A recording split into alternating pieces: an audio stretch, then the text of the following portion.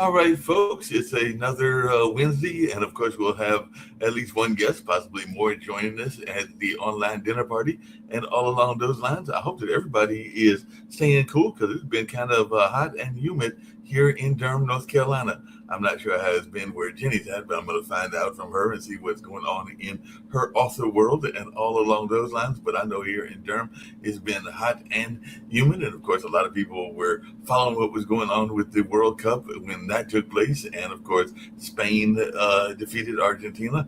And definitely, folks are still either rejoicing or sad about that, depending on who they were rooting for, and all in that space. I know that I follow baseball, as does my aunt. She's a big Dodgers fan because apparently that was my grandfather's team, and all along those lines, and she's been following in that tradition. And I was not really into baseball until I went to Milwaukee back in the 80s. And ever since then, I've been a Brewers fan. And a lot of times they disappoint me because they make it to the championship and then they don't win the championship. I know that they had a good run when I was in school and actually made a good chance at the pennant and all along those lines. But that was back in the 80s.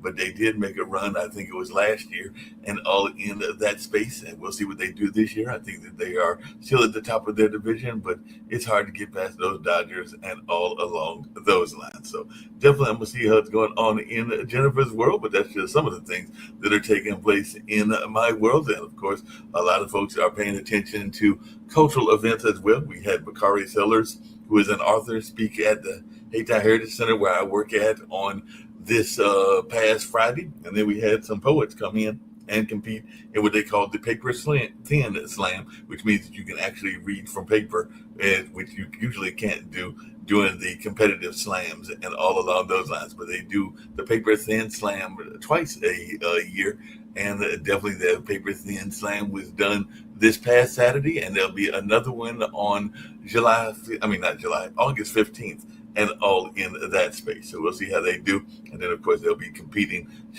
in the near future to pick another team to go to the regionals. The last time they went to the regionals, which is about a month and a half ago, I think they finished in about 8th place out of about 30 competitors. So that wasn't too bad. I know we like to make the main stage, which means you're in the top 5, but it's been a minute since we've done that at the Hayti Heritage Center. But we'll see if that can change or not change, and all in that space. And I know August 8th, they're planning a Black Business Expo, and that'll be taking place. It was going to be a multiple day event, but now it'll be a one-day event. And I think that the organizers said they've got something like 75 vendors. So there should be a lot of folks that'll be over there and all in that space. And then we've got a couple of author talks coming up, including one with Ta-Nehisi Coates that'll be coming up in the middle of August, and all in that space.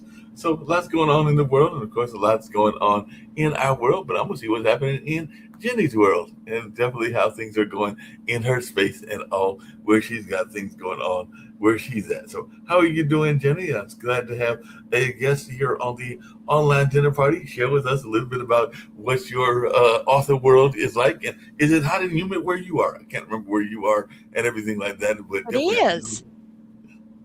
It is. I'm in Ontario, Canada, down near Detroit and Windsor. So yeah, it's been a hot summer so far. We've had quite a bit of smoke from wildfires and other things going on, but yeah, it is summer. It is summer, and we got to deal with summer. One of the running jokes We I do. used to do the summer. I just judged one of our festivals and pick some of the musical acts for our street festival, and now they will decide, because I'm just one of a few judges. They'll decide who actually gets into our annual street festival that'll be in September. So it should be a little bit cooler. But there was another festival that I used to do regularly called the Festival of the Eno, which was at our state park, or one of our state parks, and that was always in July. I used to joke with them that was not really about the celebration of the country's anniversary and all in that space, but it was really one big birthday party for me, because my birthday is also in July. So I just figured it was one big birthday party for me, not necessarily for the country and everything like that, and not celebrating the state park and not celebrating the artists and everything else that is out there at that particular festival. This year it'll be in September because Chantel did some serious damage to that particular park, so they did not hold it this Oh, year. But I was glad that they didn't hold right. it this year because it was like 100 degrees, and I have worked in it when it's been 100 degrees, spending a lot of time in the hospitality tent, drinking watermelon, getting food, and trying to stay as hydrated and as cool as possible. They even have like those water misting tents and all along those lines when it was outside, and it was there for decades and all along those lines. So we'll see if it comes back in 2027 or 2028. But this year they'll be in a inside venue and they'll be in September. So they'll still be continuing the festival, but it'll be on a scaled down version. Sounds interesting. Yeah, it should be quite interesting. Share a little bit about your author world and what you've got going on in your world for my listeners that are not as familiar with Jenny and everything like that, because I'm always glad to bring in guests and learn more about them. That's what the online dinner party is. I just invite people and find out what they've got going on. And sometimes, like I said, it might be multiple guests, it might be a single guest, but I'm always interested in learning more about my guests, and definitely don't always have people from Ontario. We've actually got one of our co-hosts. He comes from Canada as well. He's actually got 3 shows on the network because he's of Ukrainian descent. So he does a show on Tuesdays and Fridays about Ukraine and the war that they're in the middle of with Russia. And then he also brings in some of the Chinese influence. And then he does a show on Saturdays that's about chess because he is a chess, I think he was a chess grandmaster, both he and his wife, if I remember correctly. And then he does a show on Wednesday about modern investment. So he has 3 shows here on the network, but he is definitely there in Canada and loves the Canadian lifestyle and everything like that. So have you always been in Canada, and what brought you to Canada? I was born here, so I've been here all my life, and I love Canada. I think it's a beautiful country. It's a huge country, and we've got lots to offer. We're a great country.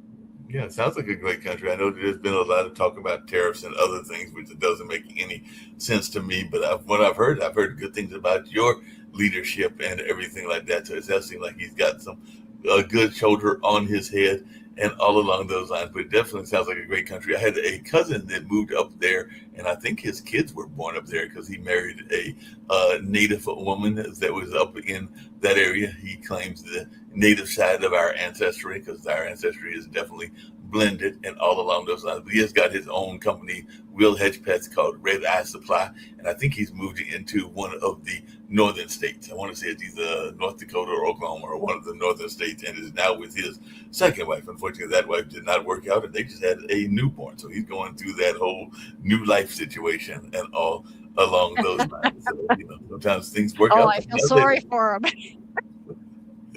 Yeah, I was saying I So felt you sorry want, for him too. He went to the first time yeah, and he got through the kids and they're grown and gone, and now he's got a new wife. I think she might be slightly younger, and now he's going through it again. I'm like, wait a minute, because I had another friend of mine that did that once. She had 2 grown kids. She was here in Raleigh. She was a model. I need to get in touch with Miss Patton and everything along those lines. But I know that she married a minister late in life, and I want to say that when she married the minister, I don't think he had any kids, and she was basically like, you got a couple of shots to give me a kid, and if we don't have a kid, there's not going to be any kids. But he was fortunate that they did have 1 daughter. I don't think there's any plans to have any more than one. See, the daughter might be a preteen by now and everything like that. But yeah, I don't get it. Sometimes people have kids late in life, and sometimes they have them in their second go around and everything like that. But sometimes that's just the way life treats you and everything like that. So share a little bit about yeah, your for book and sure. what you've got going on. Yeah. So I have recently become an author. So I've only been an author for about 2 years. I write medical thrillers, Right. and that's because I'm a retired RN. I actually had brain tumor surgery 2.5 years ago.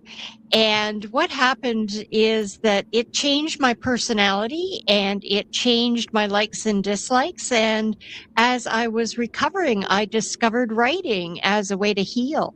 And so that's kind of where the writing journey started.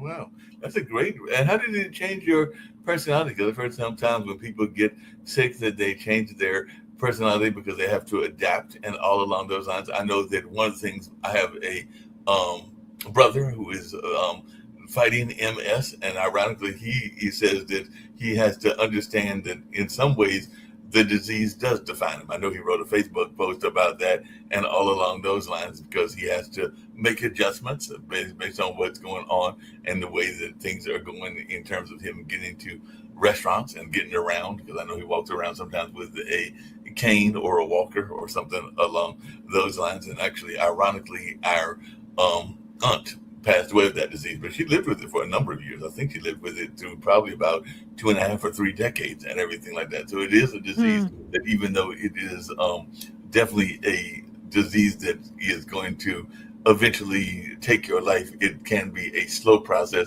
And with modern medicine, it can even be a longer process. And they've definitely done some more modern things that give you the ability to have a good life and even a long life, maybe even as long as the average age, depending on how you depend on your and handle your treatments and everything like that. So how did your medical journey go, and how did you get influenced by it?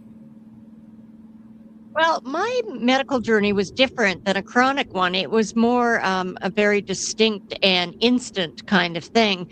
I actually wasn't feeling one day, ended up in hospital, and when I thought I was having a stroke, they did the scans and discovered that I had a very nasty brain tumor Wow. sitting in a particularly difficult spot, and they didn't think they were going to be able to do surgery on it, which meant that it was going to kill me sooner than later. I was able to find a neurosurgeon who was willing to take the risk. And he did my surgery in January of 2024. And I ended up in a coma. And when I woke up from my coma, I had lost most of my memories. I had to relearn how to walk and talk. And I didn't recognize my husband at all.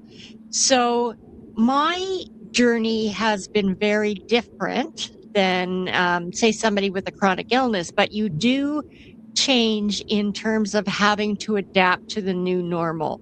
So for me, my new normal is I became an author. So I went from being retired as a nurse to I now have a full-time job writing as an author.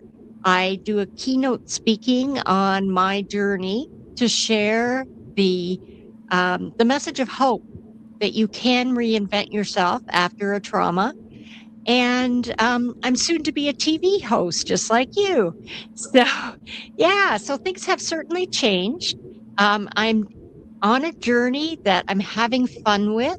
And as far as I'm concerned, that's what life is all about. If you could get away with it, is doing what you love and having fun. And, I've written two thrillers now. The first one is called The Triggering Scent. And as I said, it's a medical thriller. And my main character, who goes throughout my series of books, I'm on book 3 now. She is a registered nurse who had a brain tumor, and I basically put her through what I experienced. And of course, I made hers a little bit worse because it is a thriller after all. And I gave her some challenges that she had to overcome. And it actually helped me heal because I wasn't able to speak at the time.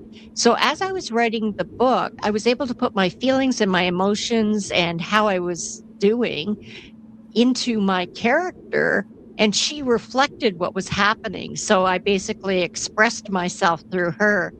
So it's been a fun journey. I'm planning on continuing the series. As I said, I'm on book 3. And it basically follows a nurse who works in different areas of nursing, and just like I did over the course of my 33-year career. And one of my favorite places to nurse was in an ICU trauma unit.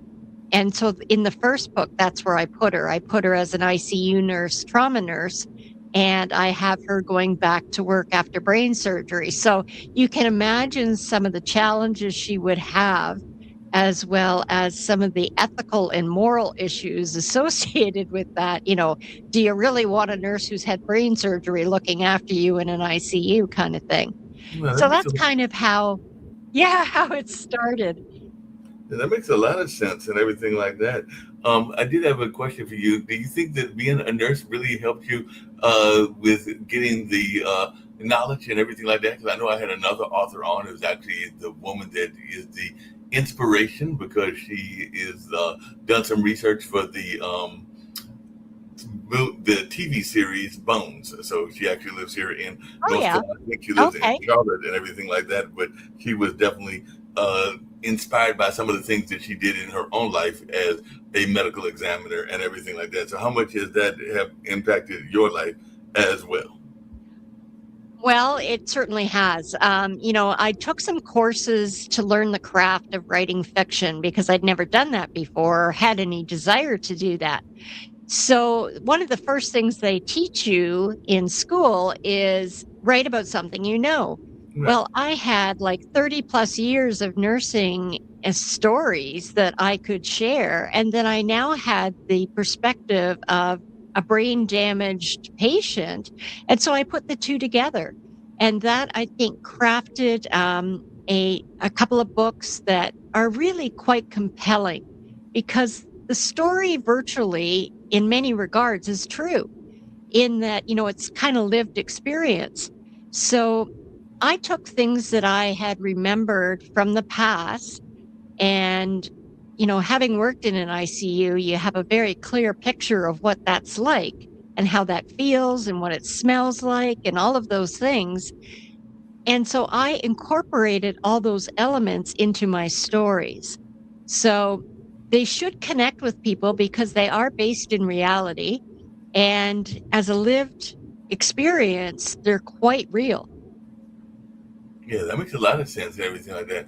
And you said that you were in a coma. I actually had a friend of mine that went through that same process. He had a stroke, and he's actually one of my best friends. And all along those lines, we've actually worked on the road to the Apollo for about 11 or 12 years, and that's now on hiatus. But we're hoping to bring it back at some point or another, and all along those lines. But it's definitely very fascinating because I know he was in a coma for a while, and I don't know how much his memory was impacted, but he does remember most of the things, even from the past, even though sometimes some of those memories are clouded and everything like that. So I just wondered how much is your own memory still impacted by your stroke? Because, like I said, my friend Ray Pascal has definitely been gone through that, and that's went on. I think he's had a couple of strokes and everything like that. But I'm just wondering how much was that impacted, and what advice do you give to other people that are gone through that coma process?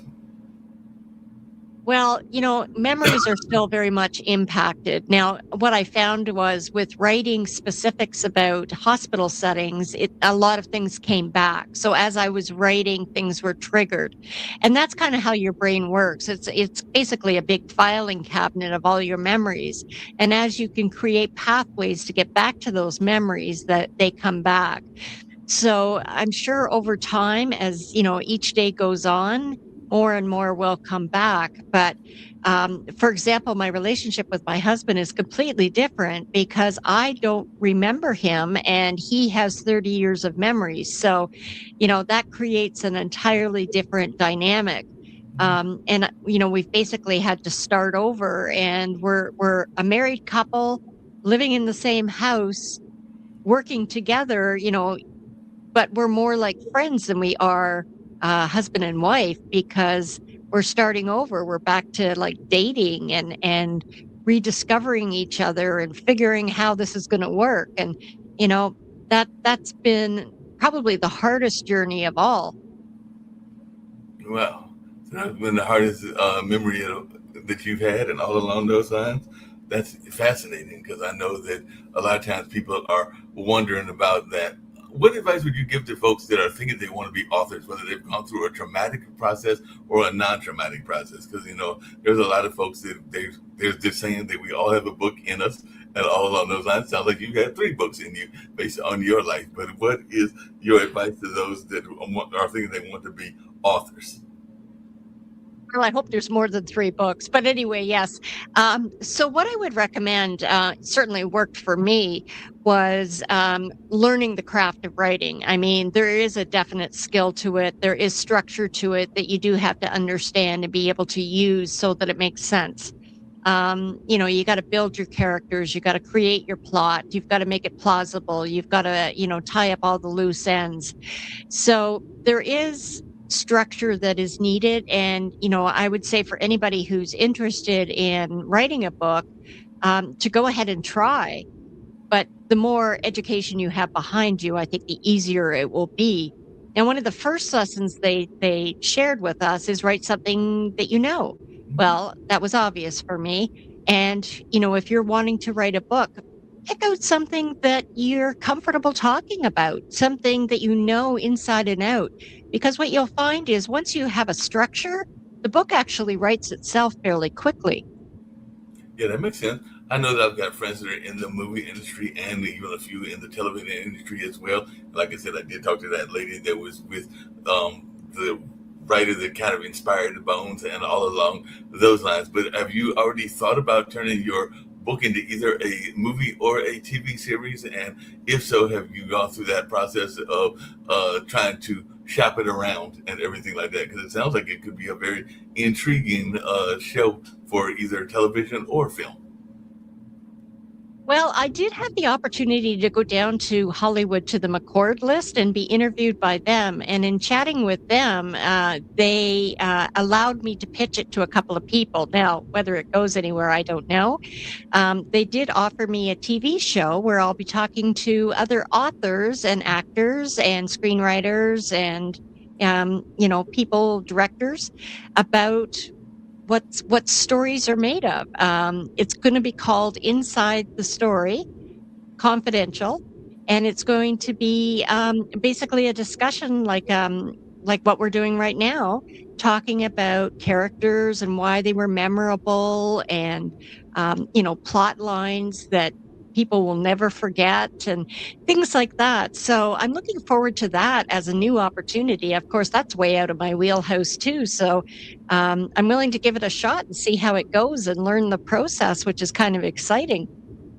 It But sounds like hey, anybody in the movie or TV world or you want to shop it to, let me know. I'll be glad to do that. I know. I've got a couple of friends actually. One of my good friends, Ronnie Warner, wrote the film This Christmas, which is kind of like an African American version of Home Alone, but he's also done other films as well. He did that with Mekhi Phifer.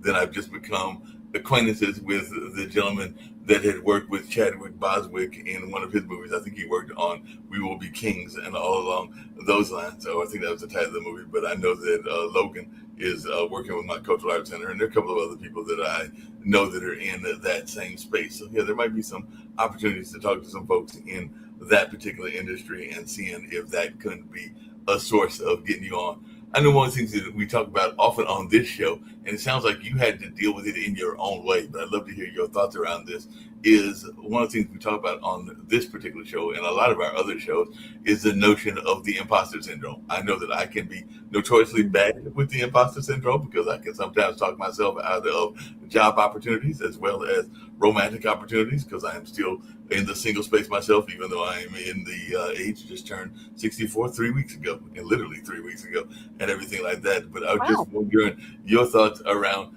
the notion of the imposter syndrome, because I know a lot of people talk about it, but they don't always know how to deal with it. And like I said, whether it's been jobs or romances, I know that I have had that little voice, that chirping voice inside, tell me all the reasons that I didn't need to do it when I probably just needed to go for it, and all along those lines. So how did you deal with the imposter syndrome, especially coming from a traumatic environment with what you went through with the coma and the whole medical emergency? Well, it's kind of funny because I don't think I had the imposter syndrome. I think I was, it was what it was. I think it shaped who I am. I think it shaped my story and how I have moved forward. I know I feel a little of the imposter syndrome when it comes to, hosting a TV show. I mean, I've interviewed a lot of people over the years for various things, but certainly never hosted a TV show. So, but I'm open to learning, and maybe that is the thing that overcomes the imposter syndrome is when you think when you think you know it all. I think that's where the problem is. So being open and honest and saying, hey, This is not something I'm used to doing, but I am certainly willing to give it a try. Tell me what to do, show me what to do. I'm willing to learn. And I think life is a lifelong journey. So I think what helped me recover the most was the willingness to try something completely new. I think when they were in there playing with my brain, trying to get that tumor out of there, that they, they tweaked some things in my brain and maybe turned some areas on that hadn't been turned on before. Or, I was able to spark some new things happening in my brain. But either way, it kept me going. It kept me seeking out opportunities just like this. Every time I meet somebody new, I mean, the world is so connected that you just never know what opportunity comes next. And, by just taking a chance and going down to Hollywood and having a conversation on TV with Rachel McCord, I mean, that opened new doors and new opportunities. And I'm grateful for that. And I'm having fun. So why not? Sounds like you're having a lot of fun and everything like that. I know that I've got friends, including one that has had some medical emergencies of her own situations and all along those lines. And she's got one of our shows, and it's actually talking about how to cope with a lot of things in life, and that's Maxine Pearl Phillips, and all along those lines. But she's a big person in terms of like loving the being involved with TEDx talks and also being involved with some of the talking organizations and all along those lines. I don't think she's a member of the Links, but I do know that she's definitely been a member of some of these organizations that help you get your talking skills going. And she's definitely done those TEDx talks. So I just wondering, how much do you feel comfortable doing those? Because it sounds like you're also a public speaker. And what is the message that you're hoping to give out when you're doing your public speaking, whether that's through TEDx's or other things that you might be doing as well? Yeah, well, as part of my author journey, I sort of delved into the idea of public speaking, and I'm taking some courses again, some education on how to do that well. When I was a professional, I used to be up on stages giving presentations to other healthcare workers all the time, and chairing meetings and running things. So I'm very comfortable, really, getting up and talking. Um, Perhaps maybe too comfortable getting up and talking. But having said that, I'd love to try a TEDx talk. I think I have value with my nursing background and my patient experience of being able to share a message of hope that you can rebuild your life after trauma, and you can find ways to strive forward, have purpose, serve others, and have a good time doing it. And I think, we all have a role to play in this world. And I think mine is to continue to serve others. And there's a variety of ways of doing that. When I became an author, it did heal me, but it also gave me a vehicle to not only communicate and to entertain, but also to raise challenging questions. So, what I do is I weave into my books a lot of the issues that are happening in healthcare right now.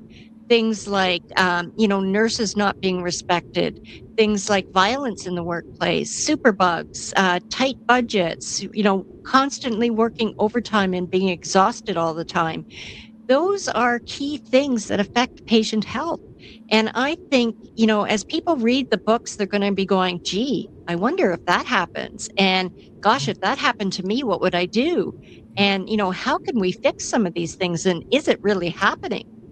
So it kind of raises almost a social awareness and kind of creates conversation about challenges that affect us all. And like it or not, we're all going to be affected by healthcare in one way or another. We age, our bodies tend to, need to be fixed once in a while. And even if you live the healthiest lifestyle possible, you may find yourself within the system, and you need to advocate for yourself in that system. You need to understand what's going on. You need to be aware that sometimes bad things happen, and you need to know what to do about them when they do. You definitely got to be able to be aware of the different bad things that happen. You bring up a couple of interesting points that I'd love to hear your thoughts about and everything like that, because I know that my mom is a big believer in being a self advocate. I know that a couple of times when she's gone to the hospital, she's even had to sometimes school the doctors on what she can accept or not accept in terms of like foods and things along those lines. But I was just wondering, how much do you think we are doing a good job of being self advocates when we are patients? You were a nurse for a number of years, even before your medical emergency and everything like that. So, how much do you think we are doing in terms of being self advocates and all in that space? Well, I think we could all do better. Communication is key with your healthcare provider, whoever it is, and whatever situation you're in. The more information that they have, the better the decisions that they can advise you on.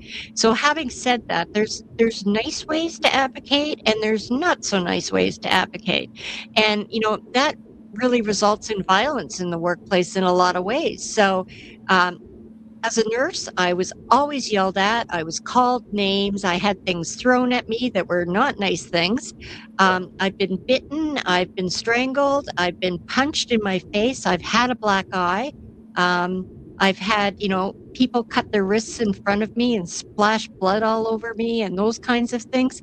So when you look at that and you look at what people have to deal with every day as they go to work, you have to understand why the profession is struggling.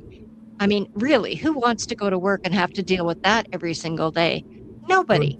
it's So definitely you can understand, yeah, you can understand why nurses are leaving in droves. And you can understand when they're being told that they're not professionals. I have to tell you, like, we as nurses are highly trained, we're skilled, we're, um, we're intuitive. We are the people who keep you alive. And when you don't respect that, then that's challenging. So, in terms of advocacy, you have to work with your care provider. If you're having a bad interaction with a healthcare provider, you have to remember that they're human and they're having a bad day. Um, because you're human, they're going to have good days and they're going to have bad days, and that's going to reflect on the care that you get. So if you notice you've got an exhausted nurse who just feels like she's never going to get caught up, she's going to have to work longer than her 12-hour shift to get everything done, and she snaps at you. Well, acknowledge that you must be having a tough time. I could see how tired you are. Here's what I think might help you if I tell you about this, and you explain whatever it is that you need to advocate for. So, it's a two-way street, right? Communication is key. there's definitely a two-way street. There's no doubt about that, and all along those lines. But just really quickly, I know that one of the things that people have complained about is because I've got friends that have been part of the Fight for 15 movement, and actually my dad was involved in trying to get some of the nurses and other people some better pay and everything like that, even here in North Carolina. But I'm just wondering, what is your thoughts around the pay that nurses get? I know that a lot of times people are thinking that doctors get paid an astronomical amount, but I know that for the amount of money and the amount of time that y'all got to go to school, there's not that much money even in the hospital system, and some people are not even getting paid that kind of money. But I'm just wondering your take on this notion that doctors and definitely our nurses are not being paid enough for the kind of work that they have to do. Well, I can only speak to what is happening here in Ontario because that's the only system that I know. Now, here in Ontario, our nurses are paid well. We're respected. We're professionals and we're treated as professionals. But the challenge for us here is that they're changing the dynamics of the type of nursing that there is. So it used to be an RN was at the bedside doing direct care, and that's how I started as a nurse. Now an RN is generally overseeing a group of people. So she's sort of away from the bedside doing more of the administrative work, and personal support workers and registered practical nurses, which don't have the same training as an RN, are doing the actual care. So that's kind of our issue here in Canada. That's not a bad thing. It's just different. So I can't speak to the US, and I'm sure every state is probably different. Okay. Yeah, so What's one of the most unusual things that you do remember, either during the time after the medical emergency as well as now, that you went through, that you can recall, even from your own nursing experience? Because you did mention that you had some people that were not the best clients and all along those lines. So, what are some of the most unique experiences that you remember, and how have you tied those into your now about to be three novels? Oh, unique experiences. Oh my goodness, there's so many. I worked both in the hospital setting, in public health, and in long-term care or nursing home world. Um, Probably the most challenging and difficult were murders that happened. Now, they didn't happen on my watch or necessarily in my facility, but when you're a healthcare worker, it's like a big family, right? So you kind of are connected to it all, and it's very personal and it's very shocking. Mhm. So, with dementia patients, for example, it's not uncommon for there to be a lot of assaults between residents. And, it's the nurse usually breaking up the fight or breaking up the brawl, and you end up getting hurt in the process. But there have been examples of one resident beating another resident to death. And when that happens, I mean, you feel a terrible sense of failure that somehow we should have been able to prevent it. But that's the challenge with dementia. It's unpredictable, it's dangerous, and sometimes it's completely out of your hands. Yeah, it's totally out of your hands and all along those lines. So I can definitely see where that would be an issue and everything like that. What is something that surprised you when you went through the coma experience? I know you said you had to uh, reintroduce yourself to your husband to some degree, and y'all almost have to do like a recording, if I can call it in that kind of sense, and everything along those Yeah. lines. But what are some of the other things that surprised you about the whole coma experience? Because I imagine that there were probably some things that are basic for most of us that you might have even had to relearn and all in that space. So definitely, what are some of the things that surprised you about the coma experience? I know that some people have said that they have had out of body experiences. I consider myself more spiritual than religious, but I do think that spirituality and the understanding that we are multidimensional beings, because I consider myself both a spiritual being as well as an intellectual being, as well as an emotional being, and a number of the other senses and the abilities that we have and everything like that. But I have heard people that have gone through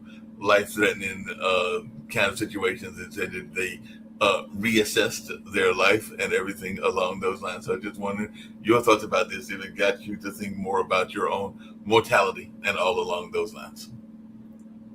Well, actually, as a nurse, I thought about my mortality all the time because one thing you notice as a nurse is that life is precious Right. and you're grateful to be alive and functioning. So that's the first thing. Now, I agree with you. I think I'm a spiritual being having a human experience, which means that, yeah, my body needed to be fixed. But, from a spirit perspective, there was something carrying me along to keep me well. Um, Now, in terms of the actual coma, I didn't know I was in a coma. I remember hearing voices, and I've had patients tell me that they can recognize my voice when I nurse them in an ICU. So that element of understanding and hearing is probably one of the last senses that you have that leaves. So that's one thing.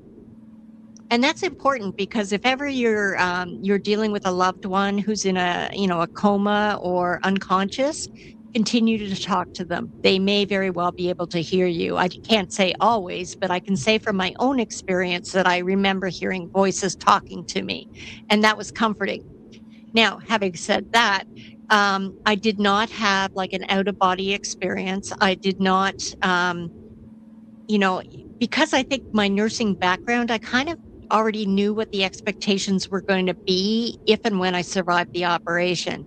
So, having survived the operation, I was just so grateful to be alive that I wasn't really overwhelmed at the time. I just remember kind of thinking, yeah, I've got some issues. I'm going to have to deal with these. But hey, I'm breathing. I'm here. I've got an opportunity to go forward. So I think it's different for everyone. And, I think each experience is unique and we learn from those experiences, but I can't say that I mirrored any of those experiences other than what I shared with you. Yeah, that makes a lot of sense.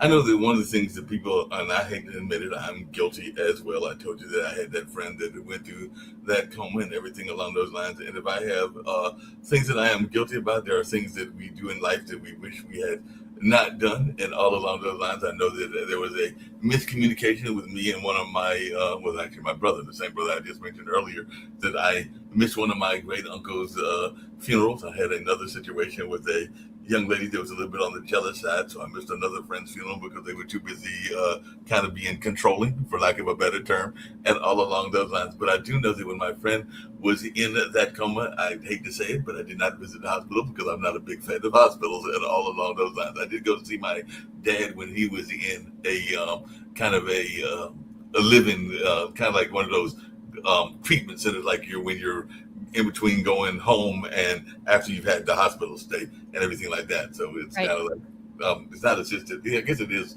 to some degree assisted living and all along those lines. But definitely, yeah, I went to visit him a couple of times over there. So I did go there and I visited some other friends when they were in the hospital. But no, when Jimmy was sick, I did not make it because I'm not a big fan of hospitals at all along those lines. So I'm just wondering, is that something that we have to get past our stereotypes and our own fears and everything? Because I know a lot of people are not the biggest fans of hospitals because of their own experiences or just because of what hospitals represent, which means that your friend is very sick and very ill Yeah. and all along those lines. I mean, we're still best of friends and we still talk on a regular basis and we hang out and everything like that. So I know that that's just one of my great regrets, for lack of a better term, and everything like that. Well, I think everybody's feelings are valid. We're all scared of different things. And quite frankly, even if you wanted to go visit your friend in the ICU, they probably wouldn't let you. They usually have pretty strict restrictions about who can come in. And it's usually one person or two people maximum. And it's only for a couple of minutes at a time. And then you have to leave because intensive care units are busy places and lots of things are going on. And I remember, we would actually almost give a pep talk to families before they walk through the doors of the ICU to kind of prepare them because it's something out of a science fiction movie, with all of the equipment and the sounds and the noises and the smells. And it can be very overwhelming for people. When you're a nurse, it's just part of the job, right? You don't look at it as anything daunting or overwhelming because it is what it is. To the average person, it would be walking into like a major data center and trying to pinpoint one computer somewhere in the system that needed to be plugged back in. So, I mean, it's just whatever it is that you're used to. So I don't think there's wrong feelings when it comes to hospitals. Hospitals, have a bit of a history of not being fun places to be. I mean, people are sick, people die. On the other hand, people are born and new life comes to be. But generally speaking, most people don't want to hang out at hospitals. Yeah, most people are not trying to hang out at hospitals. What made you? Because I know a lot of people are very much.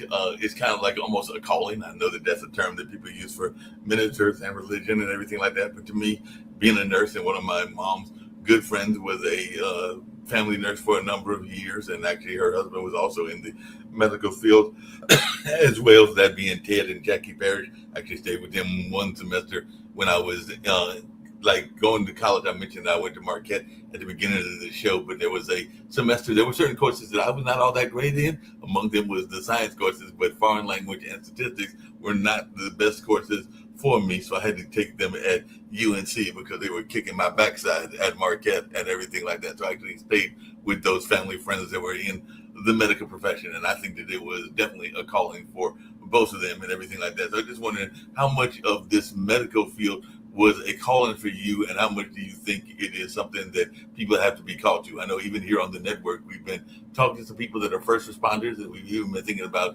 possibly creating a show around the life of first responders and all along those lines. But how much do you think it is a calling, and at what point did you feel you were called to this field? I know some people wound up being caregivers for their parents, and I know that some of these might be memories that you don't have as much of because of what you went through and everything like that. But how much of this is a calling for you as best as you can recollect? Definitely was a calling for me, and I can tell you exactly when it happened. Actually, it was a recent memory that came back. I remember being in a car with my family, and we were down in the States somewhere having a family trip, and we came across a automobile crash that had happened just recently. And the emergency services people weren't there yet. But I still remember as a child looking out the back window and begging my father to stop so we could help because there were people, getting out of their cars. They were hurt. They were screaming in pain. They were bleeding badly. And I clearly remember that. And of course, he didn't stop because he probably felt quite powerless to do anything. But as a child, it made me feel powerless. And I remember at the time thinking, okay, I'm either going to be a doctor or a nurse so that I can help these people. And when it came time to make that decision, I decided that I was more empathic than I was investigative. So I enjoyed the connection with people more than I enjoyed solving the mystery of why are you sick. So that's why I went into nursing. But I do believe that there is a calling for it for sure. Just like there's a calling for people to be firefighters or police officers or EMS people. I mean, when you look at these jobs, they're tough jobs. They're stressful jobs. You're working weird hours. You're working shift work. It takes a toll on you and your family. So you kind of have to really want to do it to do it. As you said that you actually brought up an interesting point, and it comes back to the notion of TV. And all along those lines, I was a fan growing up of Sherlock Holmes, and there's a medical TV show that is somewhat based on Sherlock Holmes called Watson and everything like that. But what you just said is very interesting because I know within that show, a number of the interns are being investigated because they are trying to figure out what's going on wrong in the person's medical emergency, whatever the situation is that is part of the television drama and everything like that. And then you can also see that there are certain characters that are more empathetic. And I do consider myself and have been told that I am an empath, even in some of the things that I do journalistically and everything along those lines. But I never heard it quite put that way as you just did it. So everything like that. And maybe other people do this when they are being trained, but I never heard it until now where somebody was making the parallel of nurses being more empathic and doctors being more investigative. So I'd love to hear you maybe explain a little bit more about that and why you have that philosophy. Because like I said, that's the first time that I've heard that philosophy, but maybe it's something that's common in nursing school and medical school. It's just something that I had never heard people put it in that kind of terminology. Well, I think it comes down to how we're trained and our roles. So if you look at physicians are, and I hate to say this because it's not really a fair analogy, but I call them kind of mechanics. They take a body and they figure out what's wrong with it and then they fix it. So, it's kind of a short-term relationship that you have with their doctor. You go in and I say, I'm not feeling well. Here's what's happening. They look at your symptoms. They come up with a couple of ideas. They do tests and they figure out what's going on. Whereas a nurse. So we're trained differently. We're trained to understand the medicine. We're trained to have the same physiology understanding that doctors do, just not as in-depth as doctors do. They get down to the really nitty-gritty cellular level of why things go wrong. Whereas nurses, we understand the bigger picture, but we are trained to look at the person as a whole being. So it's not just your physical body that we're trying to fix. It's, how's this affecting you emotionally? How's this affecting you socially, spiritually? How is your family impacted by this? It's a much larger scope of practice than physicians. And physicians tend to specialize in different areas. And nurses do too, to some extent. However, what we learn can be applied regardless of where we go to work. So, as an example, a physician might be a specialist in bones. And so they're called every time there's an injury to a bone, and they're the specialists who fix those bones. A nurse, she might work on the floor where the person having their bones fixed hangs out. And while those bones are healing and the casts are being put on or the surgery's happened, they're looking at the bigger picture, the whole person. Okay, so how's this going to affect your ability to walk? What do you do for a living? How's this going to affect your ability to do your job? Are you going to have pain? And how are we going to work with you to find not only the medicine to help you with the pain, but other things like heat and cold therapy, or getting you connected to the right physiotherapist, or, so it's a much different kettle of fish, really. Yeah, definitely a much different kettle of fish and everything like that. You brought another interesting point that I'd love to hear your thoughts about. I know a lot of people are, I mean, we all need to go, and I know that I'm due for a couple of appointments. I've got an eye doctor appointment coming up in September. I'm definitely due for a physical and some other things that are definitely needed to be checked on, whether that's colons or prostate, or whether that's even a basic checkup and all along those lines. But I know a lot of people are petrified of the doctor, and they try to stay away from the doctor, even though we know that the doctor is something that is a necessity and all along those lines. So what do you say to comfort people? Because I know that that's part of the job. Even when I go to my eye doctor, and the eye doctor is not really doing that much painful kind of examination. I mean, there are parts of it like the kind of like the eye drops and everything that aren't all that comfortable, but they're not as bad as some of the other exams that you face and all along those lines. But I know that one of the jobs that the nurse has, whether it's the nurse at the optometrist's office or just nurses in various other offices, is to try to comfort the patient, because a lot of times there's that whole notion of, like, even the dentist, the people are afraid of hearing that drill noise and everything like that. So how do you deal with that whole notion of people having fear of their medical providers? Well, again, I think that's partly because society has kind of programmed us to believe that in some ways. I'm one of those people who doesn't like to go to the dentist, but I know I need to go to the dentist. But there's some other things in play here.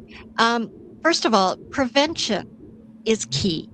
I mean, if you can stop yourself from getting sick in the first place, isn't that the best thing that you can do? I mean, there's nothing worse than seeing people who have abused their bodies, for lack of a better term, end up in hospital suffering because of the outcome of that stuff. So if you gorge yourself on junk food all the time and you eat fast food all the time, that's not good for you. And if you don't exercise, that's not good for you either. So if you combine a series of things and you end up in hospital, and as a result, you end up having heart problems or digestive problems or things like that, well, those could have been preventable. And that would eliminate your fear right from the get-go, because you're in charge of that, right? You have the ability to eat healthy food and to get some exercise every day. And, I'm one of those people too. Like, I eat junk food once in a while, and, everything in moderation. But here's the thing. If we all stayed healthy, that would change how we feel about healthcare. Now, there's also the difference in systems between our countries. So I'm in Canada, you're in the States, Yes. and we have different healthcare. So I know some people avoid healthcare because of the expense, and I hear that and I get that. We're very fortunate here in Canada in that if you don't feel well, you just go to the doctor and you'll get looked after, no questions asked, not a penny spent, because our taxes pay for that. But I know it's different in different parts of the world. And so I totally understand why people say, I can't afford to go, or I'm afraid to go because it's going to cost me a small fortune. Or if I end up with, a heart attack, I'll end up losing my house because I have to pay for the health care. So I get that. So we need to find ways to change systems to alleviate that fear and terror that people have around healthcare in general. Yeah, they definitely got a fear around healthcare, but then you also have to be cautious. I know that even in talking to my mom earlier today, she had a dizzy spell and everything like that, but it was just from a sudden movement, and she's definitely in good shape and all along those lines. But even her, I was telling her that I had gone to work and it was raining and all along those lines, so I had a slight slip, and it was not a major slip or anything like that. I think I got maybe a bruised toe out of it, and definitely some slight damage to the finger, but nothing that was worth going to the doctor with. I can definitely get a Band-Aid at my job, which is actually ironically where I was heading to, and I did manage to dust myself off, even though it was a little bit wet. But the use of fans and other things can get you dry, even if you get slightly wet and all along those lines. But as she told me earlier today, I know that I have to be cautious. She's in her early 80s. She's 84, and she's like, and I know that I'm no spring chicken, and I know that I had you some when I was 20, so that means that you're 64, so you're not a spring chicken either, and everything like that. So we have to definitely be aware of what's going on with our body, and even pay attention to some of those warning signs and everything like that. But I mean, we also know there are certain things, like you said, we want to avoid the fast foods, and we probably need to do at least some form of exercise, because a lot of us have become very sedentary because of the way of life and everything like that. So what do you say to people that are like saying that they don't need to stretch? Because even if you're doing computer work, I think you probably need to go out and stretch, and even maybe get some of the fresh air from nature and all along those lines. So what is your take on some of the things that we can do to make our own lives healthy? You know what? It doesn't have to be difficult. It doesn't have to be complex. You don't have to join a gym or anything like that. Just going for a small walk in the morning or after dinner, just getting outside and getting some fresh air is absolutely important because it helps you reset yourself. Um, you know, it's amazing how if you just take a break from life for 5 minutes at a time, sometimes it makes all the difference in the world. And the bottom line is if you don't use it, you're going to lose it. So if you stop walking, say after a foot injury, well, it's understandable that you don't want to walk on your foot because it hurts, or your doctor said, stay off your foot for 6 weeks.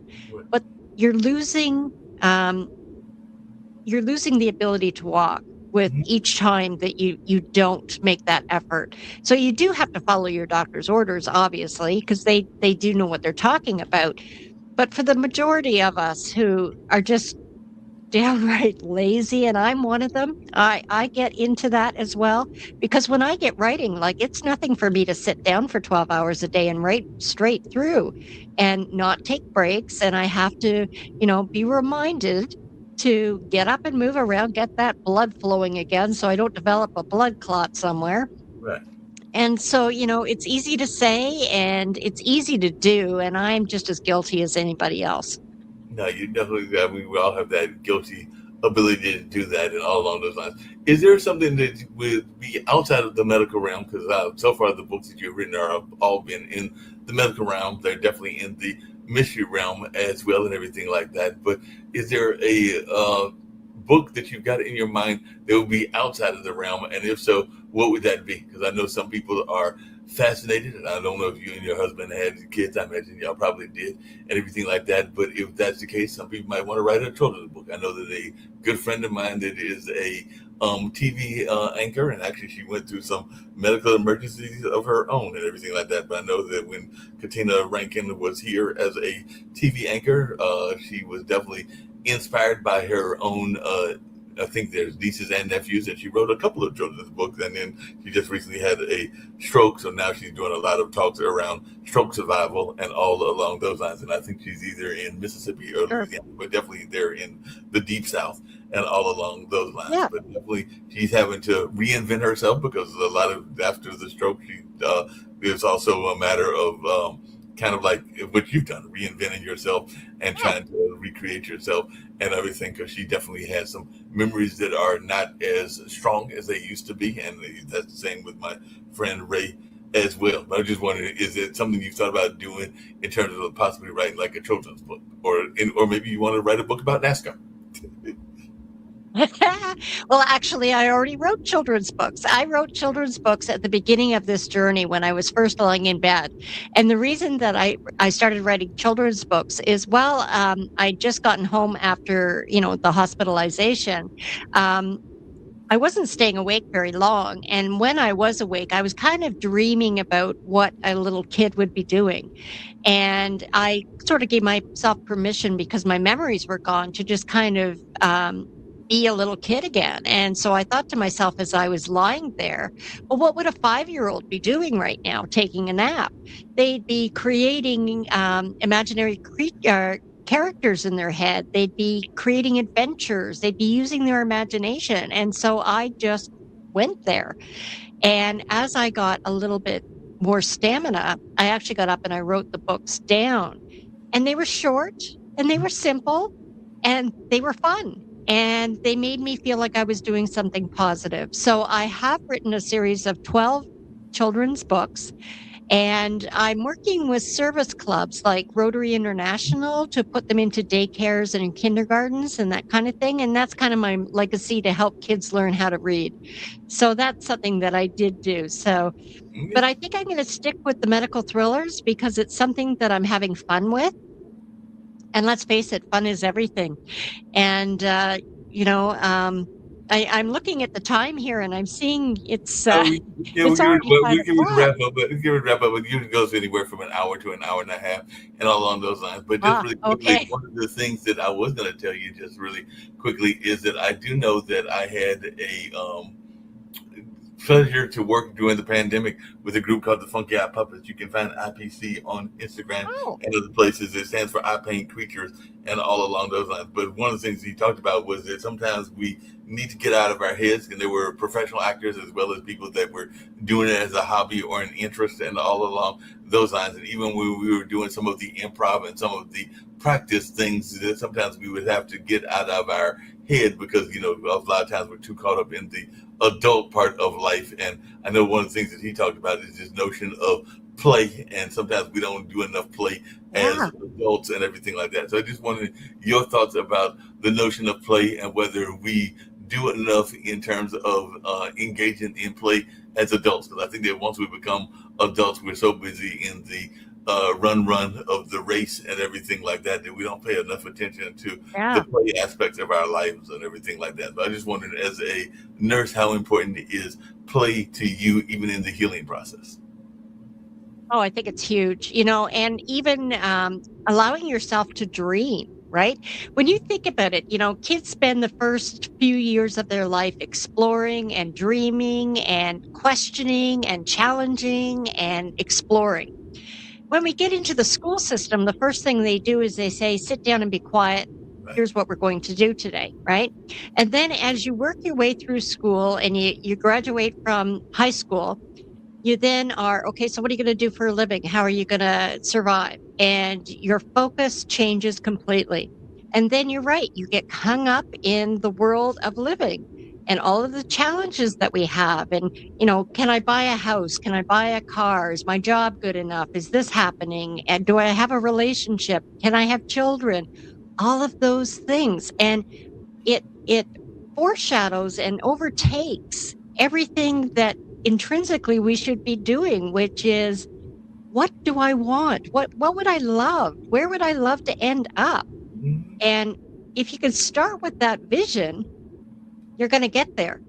But Yeah. if you're so overwhelmed by the day to day, you become overwhelmed and you lose that innate ability to find joy. And I think we're supposed to be on the planet to serve others and to find joy. And we've just, as a society, made it so challenging to use our imagination and to find fun things to do. At the same time, making a living and paying the bills. But there's got to be a balance. So I'm totally with you in terms of that we have lost the ability to play and be childlike and use our imaginations. Yeah, we definitely lost that ability and everything like that. By the way, I'm glad you mentioned the Rotary Club because that's the organization that Maxine works with. I was trying to remember what the organization was, but yes, she's very much involved in our Rotary clubs. I think it's the one in Wake Forest, which is one of our towns that is near Raleigh and all along those lines. So definitely that Okay. is something that is going on in that space. I do see that my next guest is coming in, so I'm going to bring him in shortly, and you can get ready to go because I'm going to share about an hour or two with Yeah. him. But Yeah. just really Please. quickly along those lines before I get to Mr. Boatwright and learn more about what he's got going on and all along those lines. I was just curious, what is something that people will be surprised about your book and all along those lines? So they pick up these two books, now about to be three books. What is something that they will be surprised about? And the thing that I ask all my guests, and with as they are leaving and all in that space, is if you can share how you can be contacted and also your message of positivity. You've been giving us a lots of positivity today, but that's something I get all my guests to do as well. So I'm definitely looking forward to hearing your message Okay. of positivity as well. And last but not least, if you can remember all the questions, I know that was a lot and everything like that. Yeah. If you can share something that people will be surprised to know, maybe there's a hobby or an interest that people will be surprised to know is one of yours. I used to joke on this show and others that I had an ex that wanted me to try to skydive and all along those lines. I'm one of those people that believe that planes have a purpose, which is getting you from point A to point B, not to fall out of. But that's just me and everything like that. So I would not necessarily be doing that. But I do like word puzzles, and I do like some other things. Even when we get together as a family, we will sometimes play spinners, which is almost like dominoes and something like that. So if there's an interest or a hobby that might be something that people would be surprised to know is yours. Well, let's start at the beginning. So the books can be found on my website at www.jennywhite.ca because I'm from Canada, and they're also available in all the bookstores, on Amazon, and all of that kind of thing. If you're into audiobooks, you can only get it on my website, but it's available paperback, hard copies, and ebooks, obviously. What I want to leave people with is just a sense that there things that you don't know can kill you, for lack of a better sentence. The more insight you have into how things tick, especially in the medical system, the more you can be an advocate for yourself, the more you can spot the dangers, the more you can get quality care. And it's not a problem to ask questions. It's not a problem to do your research. And I would encourage you to do that. So, in terms of hobbies, gosh, right now my hobby is marketing. I'm learning how to market like a, a rock star because to get books out there, you have to let people know about them. So, I'm doing this speaking to help people with the message of hope and reinvention. I'm promoting the books and the upcoming TV show. And I'm really thrilled to have spent time with you today. And I want to turn this over to the next guest so he can have an opportunity to share with you his story. I'm looking forward to that and everything like that. Going to bring in Mr. Boatwright, who runs the Center for Pan-African Studies, and let you get on out of here from Canada and all along those lines. Okay. But definitely glad to have Mr. Boatwright join us and all in that space. But yeah, you can get ready to get on out of here, and I'll share some time with Dennis and learn more about his Center for Pan-African Studies. But you were a great guest, and I'm sure Dennis will be a great guest as well. So I appreciate you being on, Okay. and look forward to hearing you in future stories. Okay. Thanks, Mark. I enjoyed it. Take care. Take it easy. How you doing, Dennis? It's good to have you. I'm doing fine. How are you? I'm doing good. I ran across your friend at an event at the center and the Haiti Heritage Center, which of course is named partially after the country of Haiti, because definitely that influenced some of the people that are tied to Black Wall Street and all along those lines way back when it was founded in 1869. It was founded by freed slaves, and of course some of those had been inspired by Toussaint Louverture and everything like that. And of course I live just literally around the corner from the John Hope Franklin Center, which is part of Duke, and I'm sure that you've probably done some work with that center and maybe even knew John Hope when he was living and everything like that, because he was definitely a famous historian and all in that space. And I knew him both personally as well as a associate and all in that space. So just share a little bit about your Center for Pan-African Studies and what you've got going on in your world, because I know a lot of people, sometimes they hear that term and they're going like, what does Pan-African mean? And I've always thought of it as us connecting to our African roots. Yes, first of all, I would like to thank you for just having me on the show, especially when you talked about Haiti. I'm very fond of Haiti, and I consider Haiti one of the biggest tragedies that's being overlooked, and along with the Congo and along with the Sudan. Those three things are some of the human tragedies that seems to be ongoing. And I just take my hat off to you for highlighting what goes on in Haiti. And when Courtney had told me about, she said that you got to pronounce it right, Haiti, or Haiti as they call it, some of them. I just took my hat off and smiled that somebody's on, the plight of Haiti. But just to answer your question, as you said, my name is Dennis Boatwright, and I'm the director at the Center for Pan-African Studies, a civil society organization based in Detroit, Michigan. And what we're trying to do is we're trying to build solidarity with the continent of Africa and connect the continent of Africa with the diaspora, because we see them as one.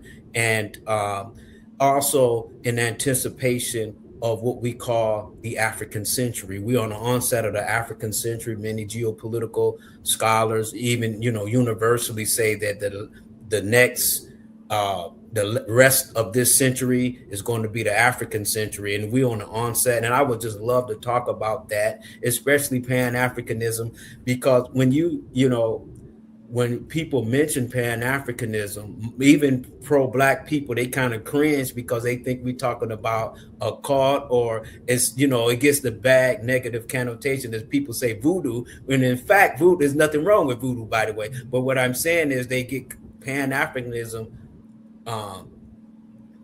caught up with these negative connotations because they don't know anything about it, and it has a lot to do with COINTELPRO. But Pan-Africanism simply means this. It means it is a political philosophy that sees people of African descent sharing a same genetic origin, and it's a political philosophy that says that in order for them to achieve their objective, unity is essential. That's all Pan-Africanism is really is. But when you really look at it, Mark, when I teach about Pan-Africanism, sometimes I even, surprise scholars. Pan-Africanism has been around before it was called Pan-Africanism. In fact, Pan groups are just typical and normal for any ethnic group in response to external threats or internal decay. So Pan-Africanism has been around, same way as Courtney liked to bring out,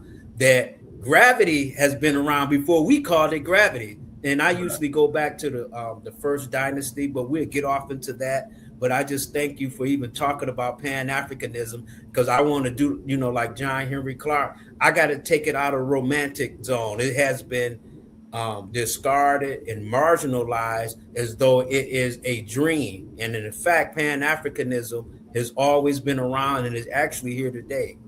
Yeah, no doubt about that. I know that some people were even encouraged to go back to Ghana, because there was a movement to get people to repatriate back to the Ghana nation. And I know that there have, I think, been efforts around Liberia and some of the other African nations as well. But I definitely remember the effort from the Ghana country to get more of us to come and make home back in the one of the original homes. Even though, unfortunately, a lot of us don't know what our actual ethnic background is in terms of which countries we came from, whether that was Northern Africa or Latin or Central Africa or even Southern Africa, because I've actually got a couple of good friends of mine that are from different African countries. I've got a buddy of mine that's from Senegal. Of course, I know some people from Kenya, and even though one of my good buddies is from Liberia and goes back to their respective countries when they can. As a matter of fact, I know that Karen's back here now because they'll do Black August in the park next year, but she's here helping her kids organize that, and then she'll go back to Kenya. But they had one of the very popular Kenyan restaurants here for a number of years. The Palace and the Palace International still runs and everything like that. But I know when people think about Pan-Africanism, a couple of things come to mind. One, I know that I am in my 60s, and I remember that when I was a youngster, my parents actually were some of the founders of the Malcolm X School. Yes, there was a Malcolm X School here in Durham, North Carolina as well. And a lot of people don't know that history, but it existed in 1969, actually the year of my brother's birth and everything like that. And then it lasted for about 3 to 5 years between Durham and Greensboro before it eventually closed down in this area, but there are still some people that were associated with it that are still around. And a lot of people, when they think about Pan Africanism, they think about Marcus Garvey and his various ships back to the continent and everything like that. But that may be part of that romanticized notion that you're talking about, because I know that it was around even as far back as, say, Harriet Tubman and some of the other folks as well. But I was just wondering your take on, when do you feel that the Pan Africanist movement began? Because I'm thinking that there were probably people that wanted to go back. There was even that kind of folklore story of people flying back to Africa and all along those lines that we heard from our slave stories and all in that space. But when do you think the whole notion of reconnecting to the African continent began in your mind? Well, you know what? Those are great questions. And I'm going to tell you this. See, Pan-Africanism, when we understand what the philosophy of Pan-Africanism, which is very essential, is actually a natural instinct, Pan-Africanism. I'll give you a great example of that. Let's go back to Pharaoh Narmer. Right. During his time, the people of African descent were scattered. They were grouped in certain fiefdoms, chiefdoms, and Pharaoh Narmer saw this as a problem because they weren't united. He realized it made their borders vulnerable to outside attack. Mm-hmm. So he thought about this, and he took a preemptive strike, and he actually forced Upper and Lower Egypt to unite. And his strategy lasted 1,500 years until we get to the 1500s to almost the first of the 18th dynasty. And he did another act of Pan-Africanism. He got all the tribes together and he kicked out the Hyksos, who had invaded Kemet for 100 years. So these are all acts of great examples of Pan-Africanism, but nobody sees it like that because we kind of put Pan-Africanism with Marcus Garvey, with Edward Wilmot Blyden, with Martin Delany, etc. These are great men. However, Pan-Africanism, Dr. John Henry Clarke, he says a lot. I could quote him so many times. Dr. John Henry Clarke said, Pan-Africanism came about when the first foreigners stepped foot on Africa. He said that's when Pan-Africanism became relevant. But let's speed it up into our modern times. When we look at people of African descent, and John Hope Franklin, he brings up this in his books in terms of when you look at the Africans, the freed slaves, whether they free or enslaved, once they had the chance and the liberty to name their institutions, they would name them African Methodist Episcopal Church. They would call it Abyssinian Black Baptist Church. Paul Allen will call the first significant lodge the African Lodge. So they automatically, sentimentally identified with Africa when they had the choice to do it. And when you really look at it, look at the uprising of Gabriel Prosser, for example. And I actually been down there. They still have the gallows in Richmond, Virginia. Unfortunately, I just recently took my wife and kids down there to see this. But when you look at some of the paperwork, he was going to abduct the governor, who was James Madison at the time, and he was going to use him as ransom to free the slaves, and he was going to make Virginia an African colony. So right. We always have been connected with Africa, but this type of history has been obscured from us. Look at David Walker's appeal. Most of the time we read David Walker's appeal and we see how mad he is. I'm sort of like that myself, but we see how mad he is. But what did this analyzes, David Walker was a free African American. Mm-hmm. He was free. He wasn't a slave. However, it disturbed him as he traveled throughout the United States, he would see his fellow brethren, as he called them, in chains. And it disturbed him to the point that he wrote the most scathing document on why the free people should help him free the enslaved people of African descent. So my point is, Pan-Africanism has always been here, but it has been over the years, evolved, as Dr. Ronald Walters had said, it evolved into what we see it today, but it went through various evolution and manifestations, including when we get to the intellectual part of Pan-Africanism, we start talking about Edward Wilmot Blyden. We start talking about Martin Delaney. We start talking about all of these people that were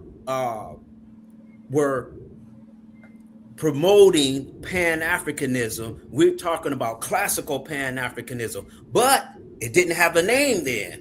But it was the same thing, the same sentiments that Toussaint Overture had and Dessalines. The same sentiments that they had. They were helping people of African descent. It was the same sentiment. The only difference is it didn't have a name. So I'm gonna stop right there because there's a lot I could say. There's a lot to unpack there and everything like that, because I know one of the things that I was thinking about was a lot of people don't realize that there is probably a direct correlation between, say, the Willie Lynch letters and even Pan-Africanism and all along those lines, but people are not really making that parallel. So I'd love to hear maybe your thoughts around that, because I think that there is a strong parallel between the Willie Lynch letters and what we are taught about that and to the whole Pan-African movement. You know what, Mark? You hitting everything on the nose. You remind me of some person that's dear to me. His name Dr. Claude Anderson. You know, your voice and everything. You know, it's a blessing. You know, the economist and somebody that I hold dearly. But you're bringing up some points that people never asked me about. Well, when we talk about the Willie Lynch letter, whether it's fictitious or it's correct, there's actually more Willie Lynch letters, documents that are more damaging than that letter. Let's go to Memorandum 46 that was put out by the National Security Council in 1978 under the Jimmy Carter administration. And Zebedee Zelensky, who was the National Security Council at the time, he signed on to it. And in that memorandum, you see the whole idea of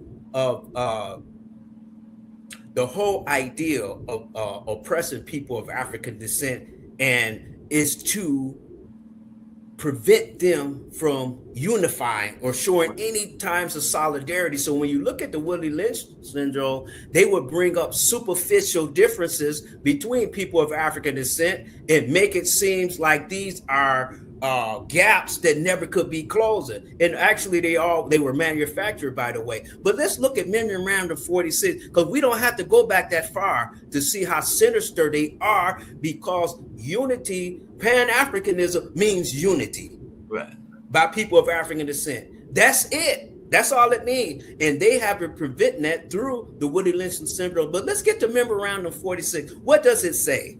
The Memorandum 46 in 1978, and by the way, that document is still a part of their archives, a part of their file. It says it encourages the FBI, the CIA, and other U.S. intelligence agency to fund and foster mistrust and hostilities, specifically between African Americans and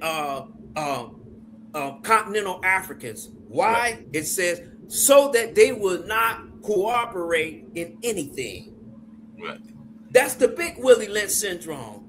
I mean, big Willie Lynch letter that's here today.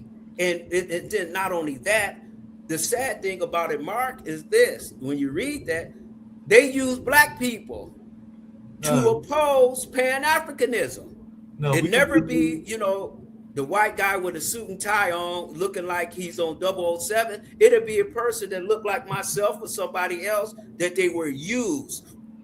Well, we get our own worst enemies, Dr. Buckbright, and everything like that, because I know that even I'm the historian at Hayti, and I know one of the things we talk about is the notion of kind of what you're talking about is the intentional destruction of some of our Black Wall Streets, whether it was the bombing of Tulsa or whether it was ramming a highway through the Black Wall Street in Durham and everything like that. And the highway system was intentionally created to go through many of our minority communities. And I think that might have been done under either Nixon or one of Nixon's predecessors and all along those lines. But it was an attempt to destroy our burgeoning communities and everything like that. And to your point, even some of our folks in our communities took the paycheck and ran versus because they were getting their own wealth and weren't thinking about the greater community. So we have definitely had traders within our own community and everything like that. And sometimes we got to be aware of that. That's part of the history that we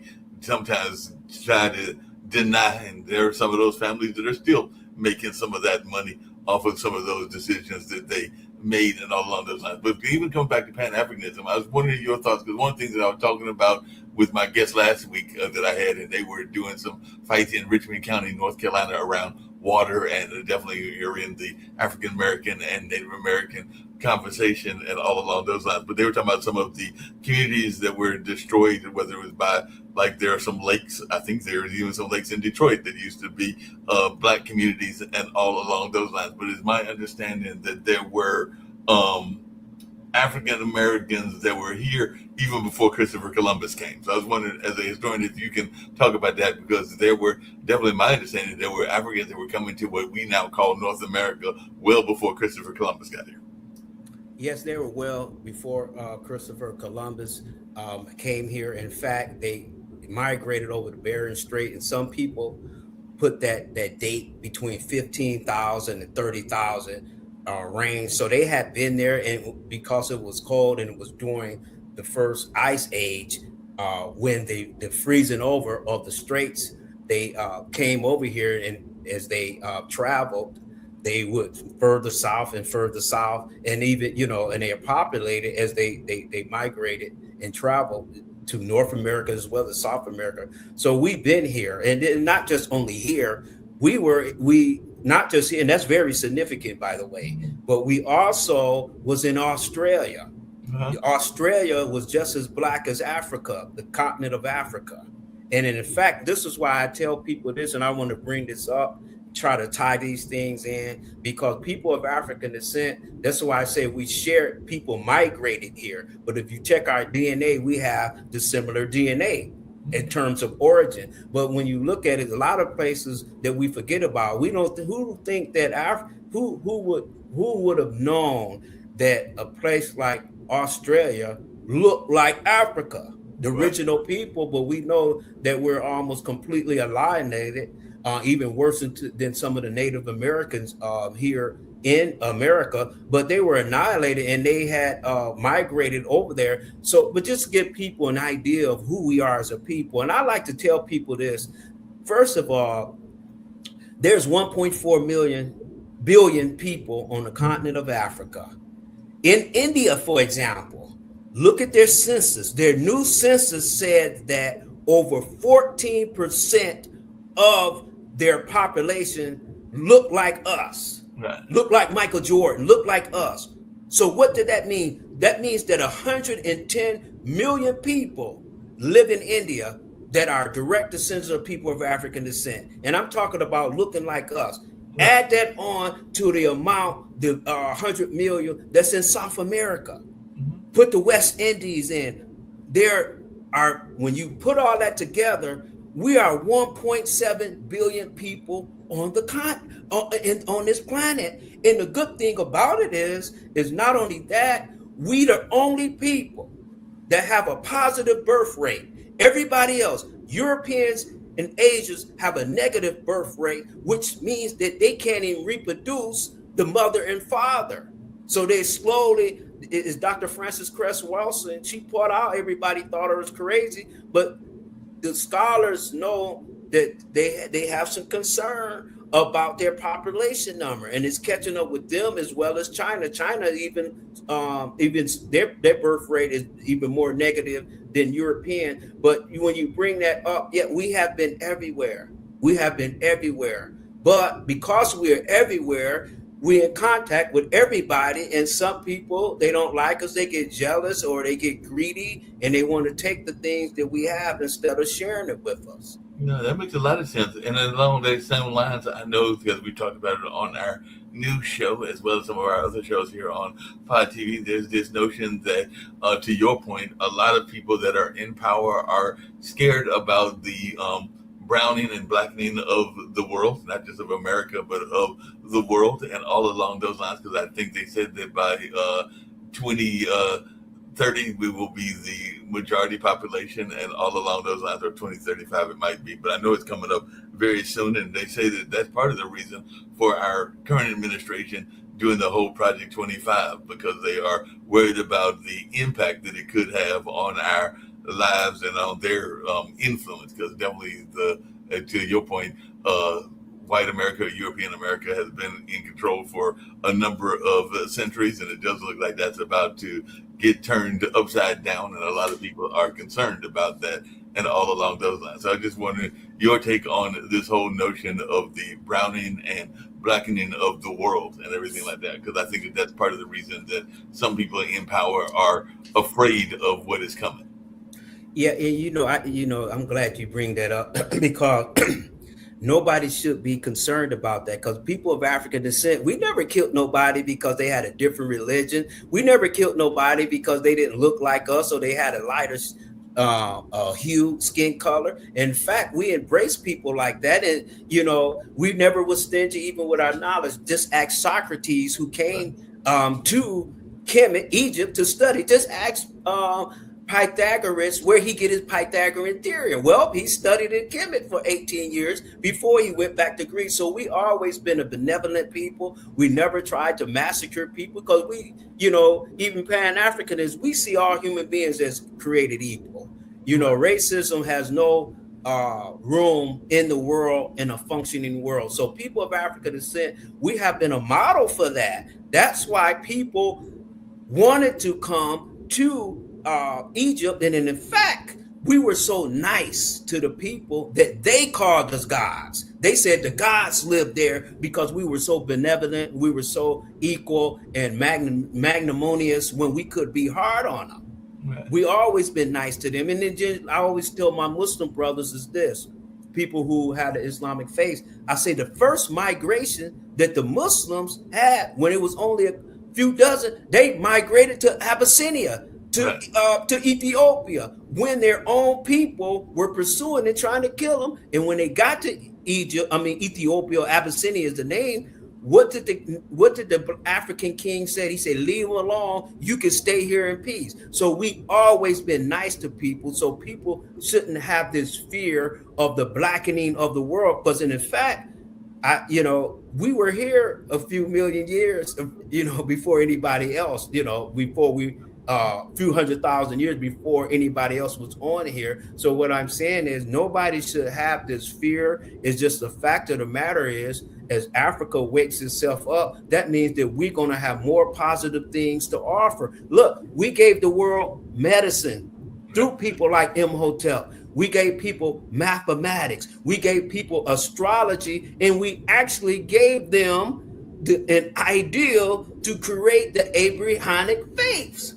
We did this, and we all shared this, so people shouldn't, Al Sharpton, I don't really quote Al Sharpton that much, but he had said something that was kind of humorous, but he was correct this time. He said that whenever people of African descent are allowed to, number one, when the rules are even, and secondly, when we are allowed to grow and evolve organically, we become a beautiful people.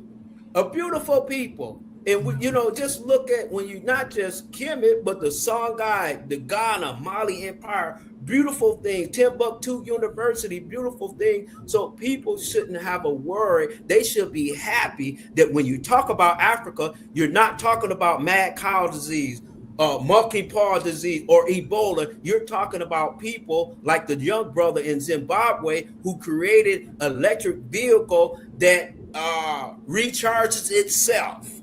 Yeah, this is the type of stories that we're going to be talking about to people as we as our population increase. We're not here to get revenge on people, or we're here to make the world a better place. As you said that, a couple of things came to my mind. One is that I was following the World Cup, and if you look at most of the teams, even most of the European teams, were made up of a significant amount of African players that were playing for the teams, and no matter whether it was France and one of their major stars that was definitely, or even Spain, that was definitely of African American descent and all along, or African descent. So it does look like we have definitely had a strong amount of influence even in the Soccer World Cup that just took place and ended this past weekend and everything like that. So I was thinking about that. But then the flip side of that is, because you mentioned AME, and actually Hayti, the Heritage Center, is an AME, was a former AME church. It was St. Joseph's AME before it became the Cultural Arts Center that has now been for about 51 years and all along those lines. But unfortunately, there are still a lot of European imagery in our churches. We know that unfortunately most of the depictions of Jesus are of that Michelangelo kind of image and everything, or along those lines, and definitely the angels are oftentimes represented in this European style in our own churches that have our name in it, because like you said, it's African Methodist Episcopalian, and there are a number of other ones that have our name. And even at Hayti, there's a big picture, because he gave money, of Mr. Duke, the founder of Duke University, and all along those lines, that one of the stained glasses. So I was wondering, what is your thoughts as a Pan-Africanist about how we can honor the fact that these images exist, but also maybe in some cases, maybe even make some changes in some of those imageries if we're allowed to. Now, some of them are historical venues, and you can't necessarily always change historical venues because they have that historical denomination and everything along those lines. But what is your take around how our churches can do a better job, maybe even of representing their cultural impact? Well, you know, what they could do is any church that has a congregation of people of African descent should take those images down, not just because of the color, but they're inaccurate.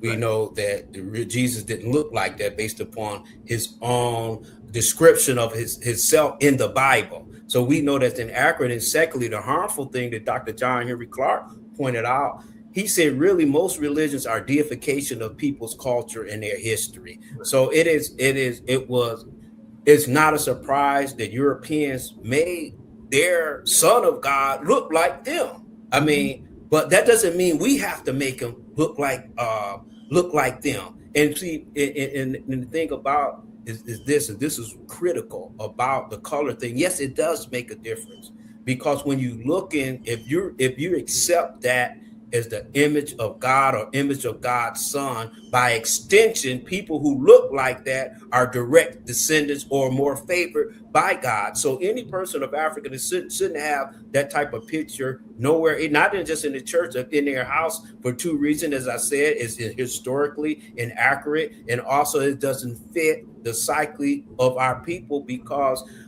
as you know, John Henry Clarke had put it out, and also Amos Wilson, they pointed out, when you accept the image of a person that doesn't reflect your own culture and your history, you enslave yourself to their concepts, to their ideologies, to their way of life. So it's this is not a small thing. Even you know, what Dr. Nyan Akbar even used to talk about, even making Santa Claus don't look like mom and dad, who bust their butt off every year to go buy those toys for you. You giving it to a fat European, pot belly person that looks like he may have diabetes and everything. But my point is, we should never do that. And I always, in a nice way, because I know we have to evolve and you have to be aware of people's sensibilities, but you shouldn't have any picture of a God that doesn't look like yourself, because every people on the face of this earth,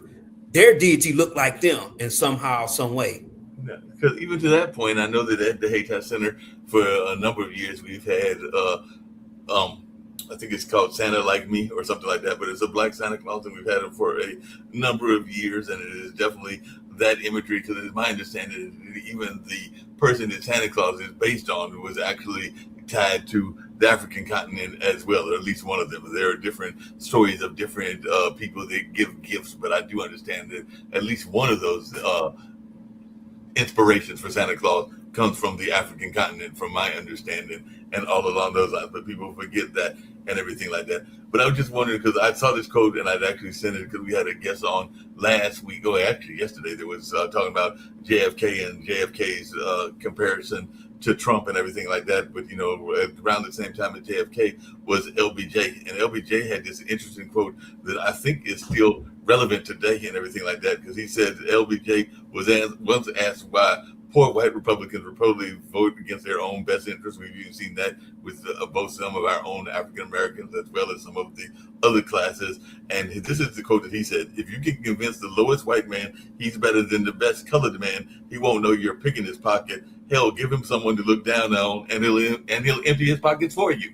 So he'll actually literally empty his pockets for you because you've given him somebody lower to look down on. And I think that that's part of what we've got going on with the class divide, because it's not just a race divide, it's a class divide as well. So you mentioned earlier when you came on about this notion of some of these stories that in my mind are not covered enough. I know even here on the network, I try to bring it up on our World Edition, which is our morning news show every Monday through Friday at 10 a.m. And we do another show on Tuesdays at 10 to 5. So I try to bring in things from the African continent, like the tragedies of Sudan, the tragedies around Haiti, and definitely what's going on with the Ebola outbreak in the Congo and everything like that. But a lot of times it is overshadowed by the news of, say, our European peers, whether that's Ukraine or whether that's what's going on in the Middle East. So I just wondering, as one who's probably studied both history as well as media, how can we get our media outlets to understand that these are important stories that need to be covered? Africa has got, I think it's 54 countries or something along those lines, and it is definitely one of the most populated continents in the world and everything like that. So how can we get people to address these issues that are taking place? I mentioned Liberia and my friend from Liberia, and I know that was one of the first places that freed slaves went back to and everything along those lines. But how can we get people to address both the history as well as the modern tragedies? So I do agree with you that these are three of the biggest tragedies that don't get enough attention in our media. Well, I study my areas, geopolitics, international relations, and history. I'm like Dr. Ron Walters. That's one of my guys, the late Dr. Ronald Walters, who passed away, written textbooks on Pan-Africanism. But I was attending a rally. It was a multiracial rally that was hosted by, some Hispanic brothers. And they pointed out, because I was talking about, and I'm going to get to that part about Burkina Faso and different things of that nature. And they didn't really know about it. And they said, you know what, Dennis, we thought about this. They said the Black community got to let us know that issue is a priority to you. So as you're bringing up these tough questions, your listeners, your audience are listening to this, and it may pick their interest to even do further study. But it's us, we have to let the world know that the Congo, not just because of Ebola, but because Congo by itself, according to economists and agronomists and agriculturalists, they say that the Congo by itself can feed 9 billion people in the world, and there's only 6 to 7 billion people in the world. That's how important the Congo is. It's not just, in the cobalt they have. So we as a people, we're the ones that have to let the world know that the Congo, particularly Haiti, Sudan, and there's many other people, but those people, though they are in acute crises right now, especially Haiti.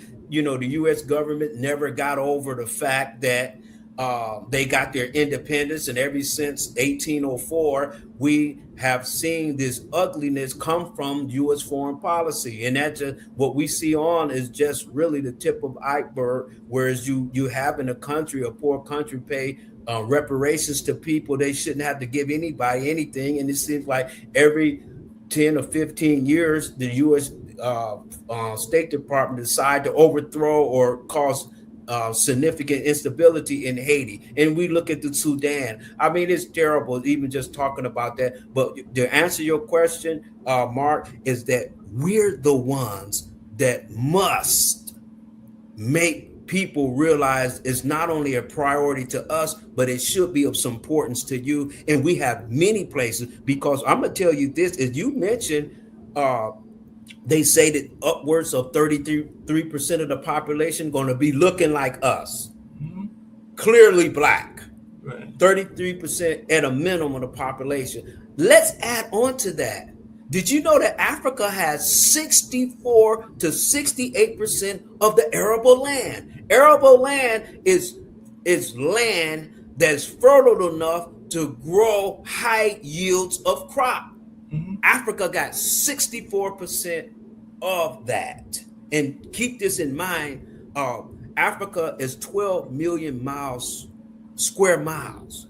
Very huge. You can put China, United States, India, Western Europe there easily, and still can put other places in there. That's how humongous Africa is. And it has 64% of the world's arable land, which Africa not only is going to be the population, but we're slowly increasing and becoming more of the breadbasket of the world. And we're not even going to get into the uranium, the lithium, the cobalt, the coltan. I can go on. And in fact, just let me say this one thing, because, you know, I'm a Pan-Africanist. So when I talk about Africa, not just Africa, but even just talk about Africa, I'm an African-American as well. When I talk about these things get excited, because I study and I see that we're on the onset of the African century, but we're not excited about it, but we don't know. But you got people behind the scenes are shaking because it's our time. But just get to what you were saying, you know, just Niger, for example. Niger took their uranium from France, and when they did that, Niger, for example, they supplied the energy for the entire Western Europe.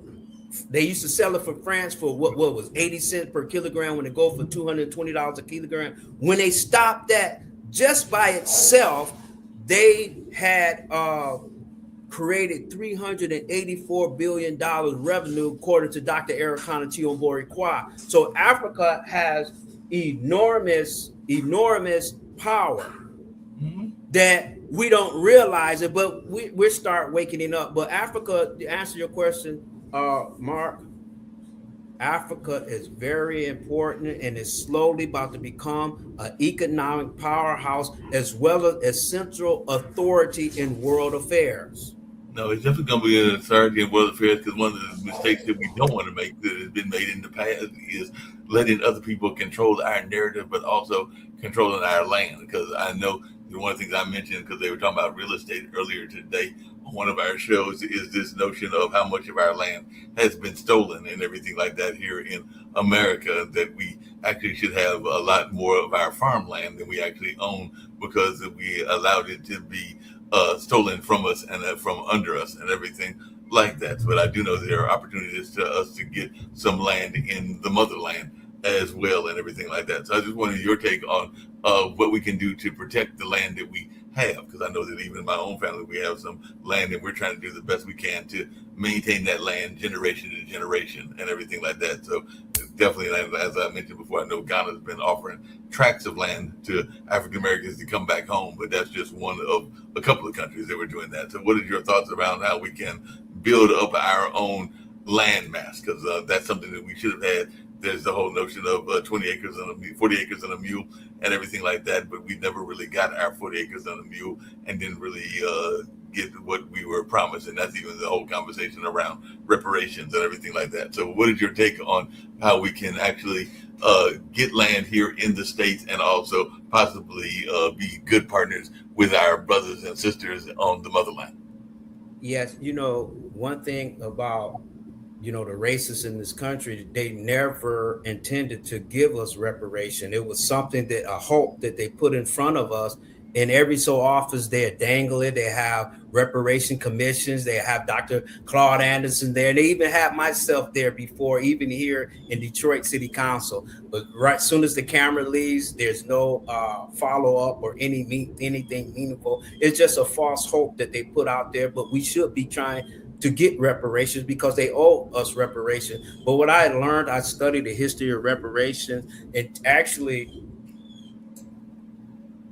normally the powerful people make the weaker people pay them reparations. That's how it usually goes. And unless you can force them or have some leverage to, that's why Africa is going to come in. It's going to come in into play. But you have to have leverage in order to pressure them to give people of us reparations. Other than that, they're just going to dangle it around every so often, every election. They're going to maybe, mention it here and there to get our hopes real high and our expectations. And then there's never going to be no follow through. But I'm going to tell you this.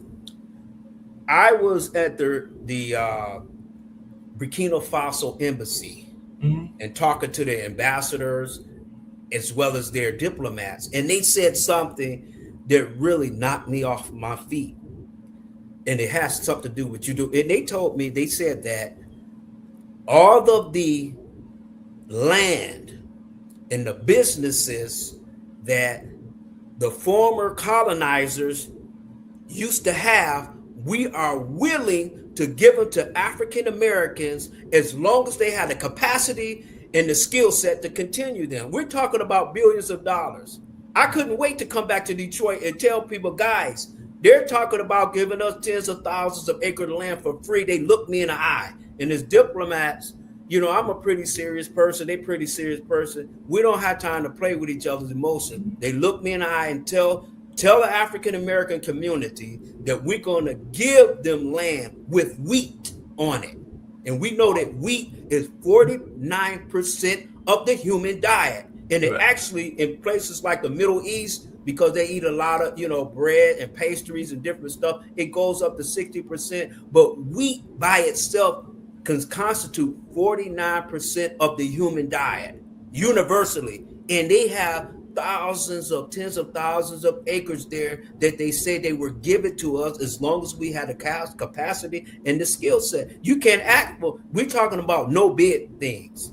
Right. And they had told me that Africa is open up his stretching forth his hands like Marcus Garvey had described it, and they're trying to give it to us. But what's happening is because Donald Trump now and the rest of them, they keep us distracted of what's going on and this and that. They don't let the Somali referee come in, and then they doing so much terrible stuff that we're not able to recognize that we back on the big stage right now. And I got plenty of examples to show, but they don't want us to tell each other that. They don't want us to know the significance of Africa. You know why? Because they want Africa for themselves.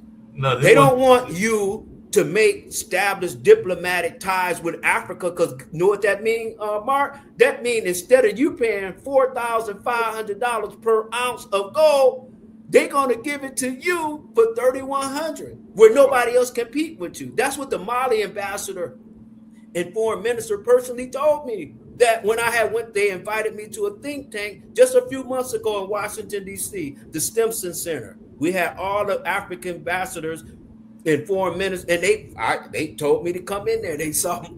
I walked in the door, and the thing, you had to, get scanned, fingerprinted, and everything. It's only like 30. They invited me there. And when I went in there, they said these things. So Africa is opening up the door, is giving us opportunity. They want to give us free trade, or what they call favored nation status with them, zero tariffs. So nobody can compete with us. So there's a lot of things that they're doing, but they don't want you to know these things or us to know these things, because they want Africa for themselves. It's a gravy train to them, and they don't want to give that up. They don't want to give up the gravy train at all. What are some of our own leaders jumping on these opportunities and everything like that? I have my own theories, but it seems to me that the Michael Jordans, the LeBron James, and the Oprah Winfreys, and I can name other names as well, should be jumping on these opportunities to work with our African brothers and sisters. But even though there are some African brothers and sisters that are even doing strong in the acting department and everything like that, but what is the reason that you feel that a number of our elite, our personal elite, are not jumping on these opportunities? Well, first of all, that's a great question. And Brother Mark, they have money, but they're not educated as you. You specifically, you John Hope Franklin. That's who you are. So you're going to know things that they would never know, no matter if they be worth $50 billion. That's one thing. And secondly, they are entertainers. We have to realize they are entertainers. That's what they get paid to do. So we can't expect them to be thinking like Dr. Claude Anderson or Julianne Malveaux or Dr. John Henry. They're not going to be thinking like that. Although, and that doesn't mean that they're bad people. And thirdly, you have to realize this. They were allowed to get so big for a reason. They see what happened to Colin Kaepernick. They see what happened to Kyrie Irving. They see what happened to all of these people who start speaking in the way that you do. And it's not just a recent phenomenon. It always been like that and even some of the churches, unfortunately, there's a reason why they get these tax exemption status, not to be political. In other words, it's hush money to them. They're not going to do like Martin Luther King would do or Reverend Alexander Cromwell, because the original Christians, I tell people this, I went to go visit the actual site where Nat Turner was hung at. It's in Copeland, Virginia, in Southampton County. I went there at 5 o'clock in the morning. I woke up almost the whole time. Even the sheriffs, and they kind of like sympathized with me, and they showed me everywhere. But I read there, Nat Turner was a Christian minister. His name was Minister Nat Turner. Gabriel Prosser was Minister Gabriel Prosser. D. Mark Vesey was Minister D. Mark Vesey. They were Christians. So, but because, because of their impact, most people realize not to think like Malcolm X or Martin Luther King. This is going to happen to you. You're not going to get those endorsements. You're not going to get that deal on MSNBC. You're not going. They're going to treat you like Frances Cress Welsing, who even HBCUs they wouldn't hire her, or even Dr. John Henry Clark. So what I'm saying is, they know their place. They know what they can say and what they can't say. They like the money, and I'm not saying they're bad people, because, you know, when I was younger, I was talking to a scholar who is self-taught that has 3 postdoctorate degrees in economics, mathematics, and physics. And he never been to school before in his life. He's from Jamaica. Very unique. And he told me this because I used to get mad at a lot of the civil rights groups and a lot of these groups. I want them to, get tough. And he told me this. He said, you know what, Dennis? They never said that they were radical or they're Pan-Africanists or they're revolutionaries. He said they never claimed to be that, but you want them to be that. They said you the one that's, the Pan-Africanist or the progressive. You can't expect them to become who you want them to be. They are who they are. Now, that doesn't mean they're bad people. That sometimes, as I said, I was talking to A. Peter Bailey in Washington, D.C., a beautiful person. I got a book he won't sell nobody. He got it, and here it is right here. Okay. Yep. Okay, he gave me this book, and he's 88 years old, and I make sure I call him at least twice a week, and he told me something that was very significant, about Malcolm X and how Malcolm X was a Pan-Africanist. And A. Peter Bailey, by the way, is the last person that Malcolm X talked to, and the person that when Malcolm X got killed, he don't want to try to revive him. And he's still alive. Nobody called him because they don't want to talk about that. But he had told me something interesting. He said most of the people in the movement, they're not going to be like Colin Kaepernick, and they don't supposed to be like that. What they do is sometimes they'll fund you, or they'll make a call to a senator like, kind of be easy with them, or they'll call the chief of police and be like, my cousin in that crowd, don't be too hard on them, let them, So they play a role. So everybody has a role, and all our role is important. You don't want everybody like me, because you can see me coming. But what I'm saying is, we have what we need to do. And as my wife told me this, she said most people misuse the help that they got. They want everybody to write an article or be a diplomat or do things that we're doing or be a radio host or a TV host, but that's not their expertise. That's not their passion. They may be good at passing out flyers, greeting people, making sure the car got gas in it.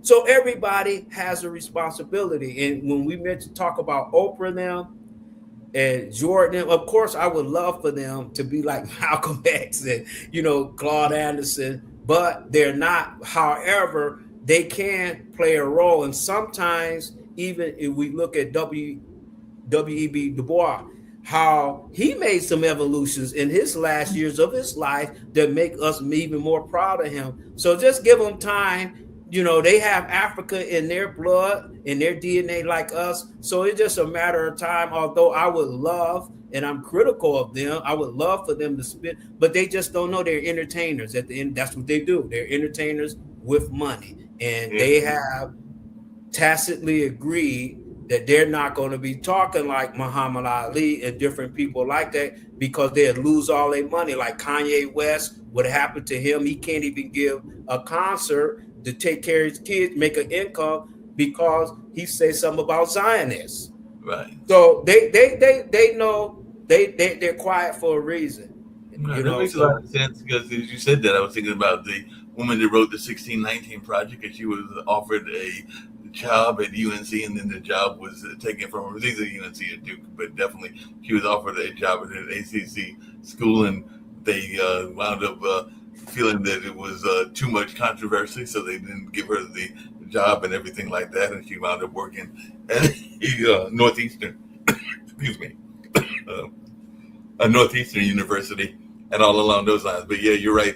A lot of times we got to understand where they are coming from as well, because right now it seems to be, we had Bakari Sellers speak at the Hayti Center this past Friday, and I know part of his conversation was that part of the reason that folks are failing in our school system is because a lot of them are hungry. They're not getting adequate food in the school system. But he was also talking about how there is an attempt to divide the left into the established left and the more radical left. So it's kind of like that whole notion of even what we saw, because they've been doing this for years, that whole divide and conquer thing, because we can even see it with Marcus Garvey and some of the people that oppose Marcus Garvey, but even Martin and Malcolm, and definitely Booker T. Washington, and who you just mentioned earlier, and W.E.B.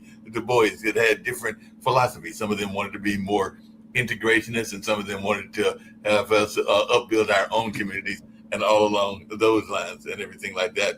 But even one of the things I talk about in our history talks is that sometimes the class divide also played a part as well, because one of the things that I mentioned when we're talking about Hayti is that in downtown Durham, part of Black Wall Street is in downtown Durham, which means that the Black elite and the white elite were actually in closer proximity than, say, they might have been in Mississippi. And of course, Mr. Merrick, who is one of the founders of Black Wall Street, was the personal barber for Mr. Duke and everything. So my point is that because they were in closer proximity, there might have been more closer relationships than in other cities that were less, they were further apart, and all along those lines, because definitely there were some class issues to go with the race issues, and sometimes people were finding like-minded people that are of the same class as them, not necessarily the same race as them, and everything like that. So I'm sure that that's even something that you've seen in Detroit, because I know that there is even that whole notion of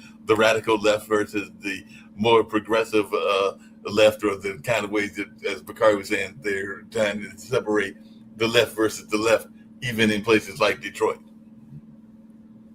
Yeah, they're trying to do that. And actually, I think it was a Michigan Chronicle.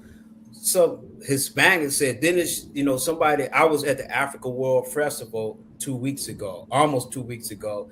And, they got news people. I didn't know I was being recorded, and I end up being on people's television and stuff. People brought it to my attention. But I brought this up. We actually, in a critical moment for African-American politicians, they're slowly being replaced by more progressive people, that the younger people feel that they are responsive to their needs and their issues. For example, in Detroit is 80% Black, but we don't have any Congress people in those seats. We have, and I like Rashida Tlaib, by the way, she's a friend of mine, but we have Arab and we have an Indian that's there. So they're slowly being praised. And if you look at Mamdani in New York, the extreme opposition against him, how he, he's against Zionists and, genocide against the Palestinians. And he say a lot of things about Netanyahu, but other people wouldn't say, and he still wins by a landslide. And we see the same thing with Hawami in New Jersey. So, and now the Democratic Party are starting to see that they have to change their image. That's why hastily yesterday, of all people, Elizabeth Warren publicly endorsed Abdul Saeed of Michigan, because the Democratic Party, they can't just, I'm talking about especially the Congressional Black Caucus, they can't live off the coattails of Clinton and Obama no more. They have to come up with original ideals in order to appeal to the young person. So they're slowly being replaced by non-Black people, and I don't say it pejoratively.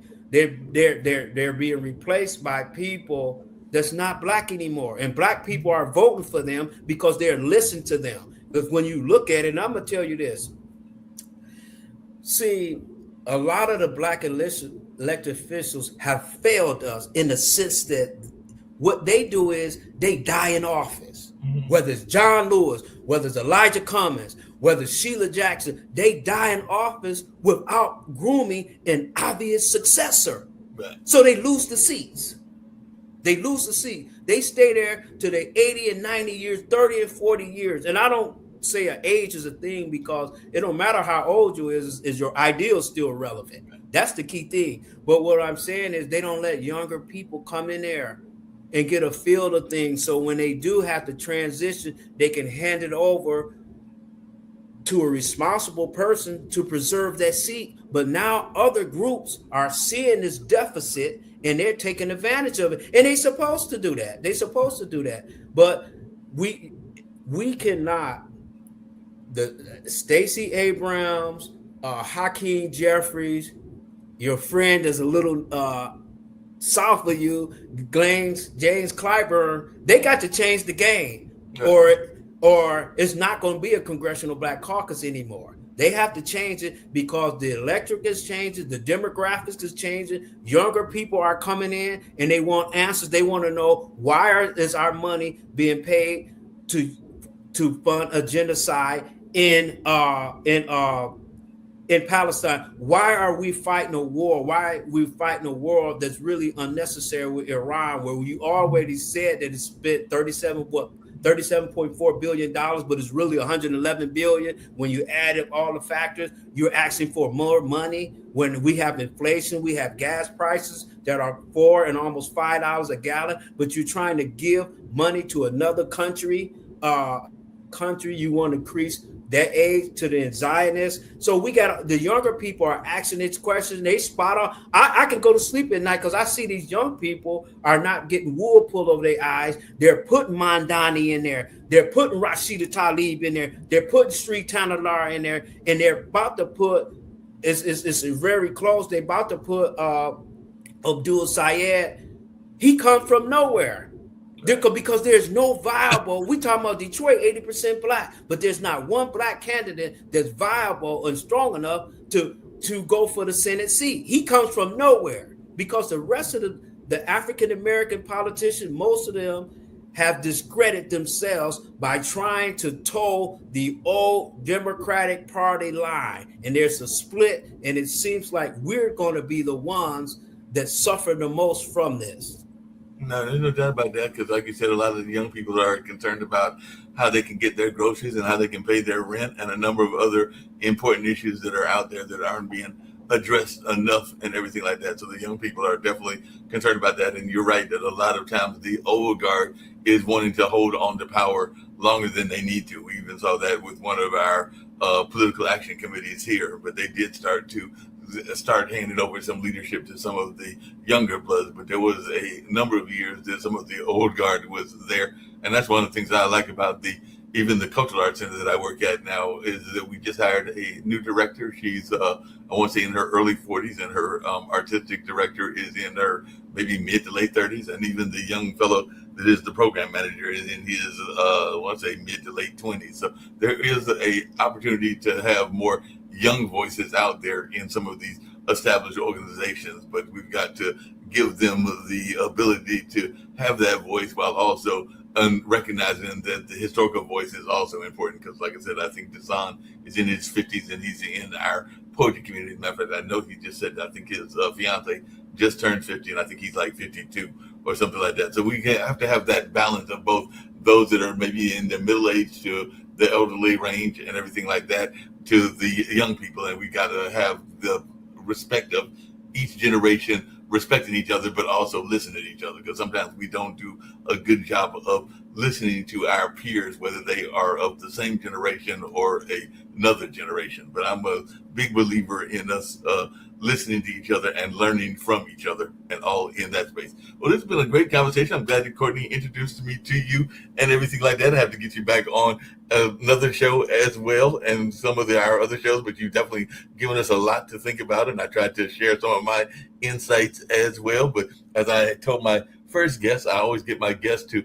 tell how they can be reached and how they can be contacted if people have been hearing your conversation and want to learn more, and they want to hear more even about your organization and everything like that. So if you can tell folks how they can contact you, and then if you want to give a message of positivity to our global network, because this network that Nick Palbeda and Kim Calhoun put together, that I am the primary program director of, they definitely have given me the ability to get any guest that I want, and all along those lines. So if you want to share your message of positivity to our global community, and maybe, as I told the young lady, there was the author that had worked in had suffered a medical emergency. I think it was like almost like a stroke and something like that. She was my first guest and everything like that. But maybe there is a hobby or an interest that people that have heard this would be surprised to know is a hobby or interest of yours that they might not have learned about this particular time. Because that's something I'd like to do just for fun, is having people learn about people's interests outside of their work and everything like that. So if you can definitely give a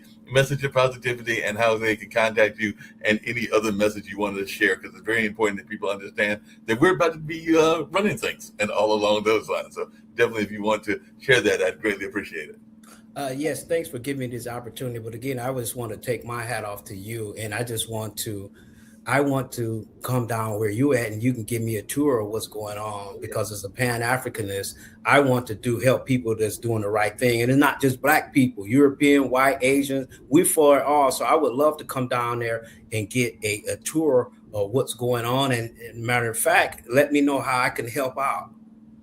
Let me know how I can help out. But I wanted to say this, that there are moments and times that are not only consequential, but defining. And we are in one of those moments now. We're actually in what you call a geopolitical shift that are favorable for people of African descent. And when I talk about, and we on two things, we're talking about the African, we're in a geopolitical shift, otherwise known as an inflection point, and we also in the African centuries. These two things are converging and are favorable to us, but how we respond to these two moments is going to likely determine the next 100 years of our status here on this earth. But it's not going to come automatically. It's going to take work from us, that we have to do that. But fortunately, I want people to know that Africa is not poor, but to Rodney's words, Africa has been robbed. That's why, and Africa is waking up. We got Mali, Burkina Faso, and Niger have kicked out the colonizers, took control of their natural resources, and redistributed the wealth amongst the people. And they have created hospitals, they have created free healthcare, they have created free transportation and free education to all their citizens who are part of the Alliance of Sahel states. And the media don't want us to hear that. They're going to try to silence them, call them dictators and all of these nasty names. But in reality, you have Africa is waking up, and Africa is there for you. But for more views of this nature, you can go to www.centerforpanafricanstudies.org, or you can go to www.friendsofthesahel.org, or you can contact me directly at director@centerforpanafricanstudies.org, or you can call me at 313-431-3704. And it was a sheer pleasure to come on this show. And next time I'll have me a specific thing that I want to talk about because I was kind of like everywhere. But I just thank you, Brother Mark, for having me on this show. And I look forward to being on here again.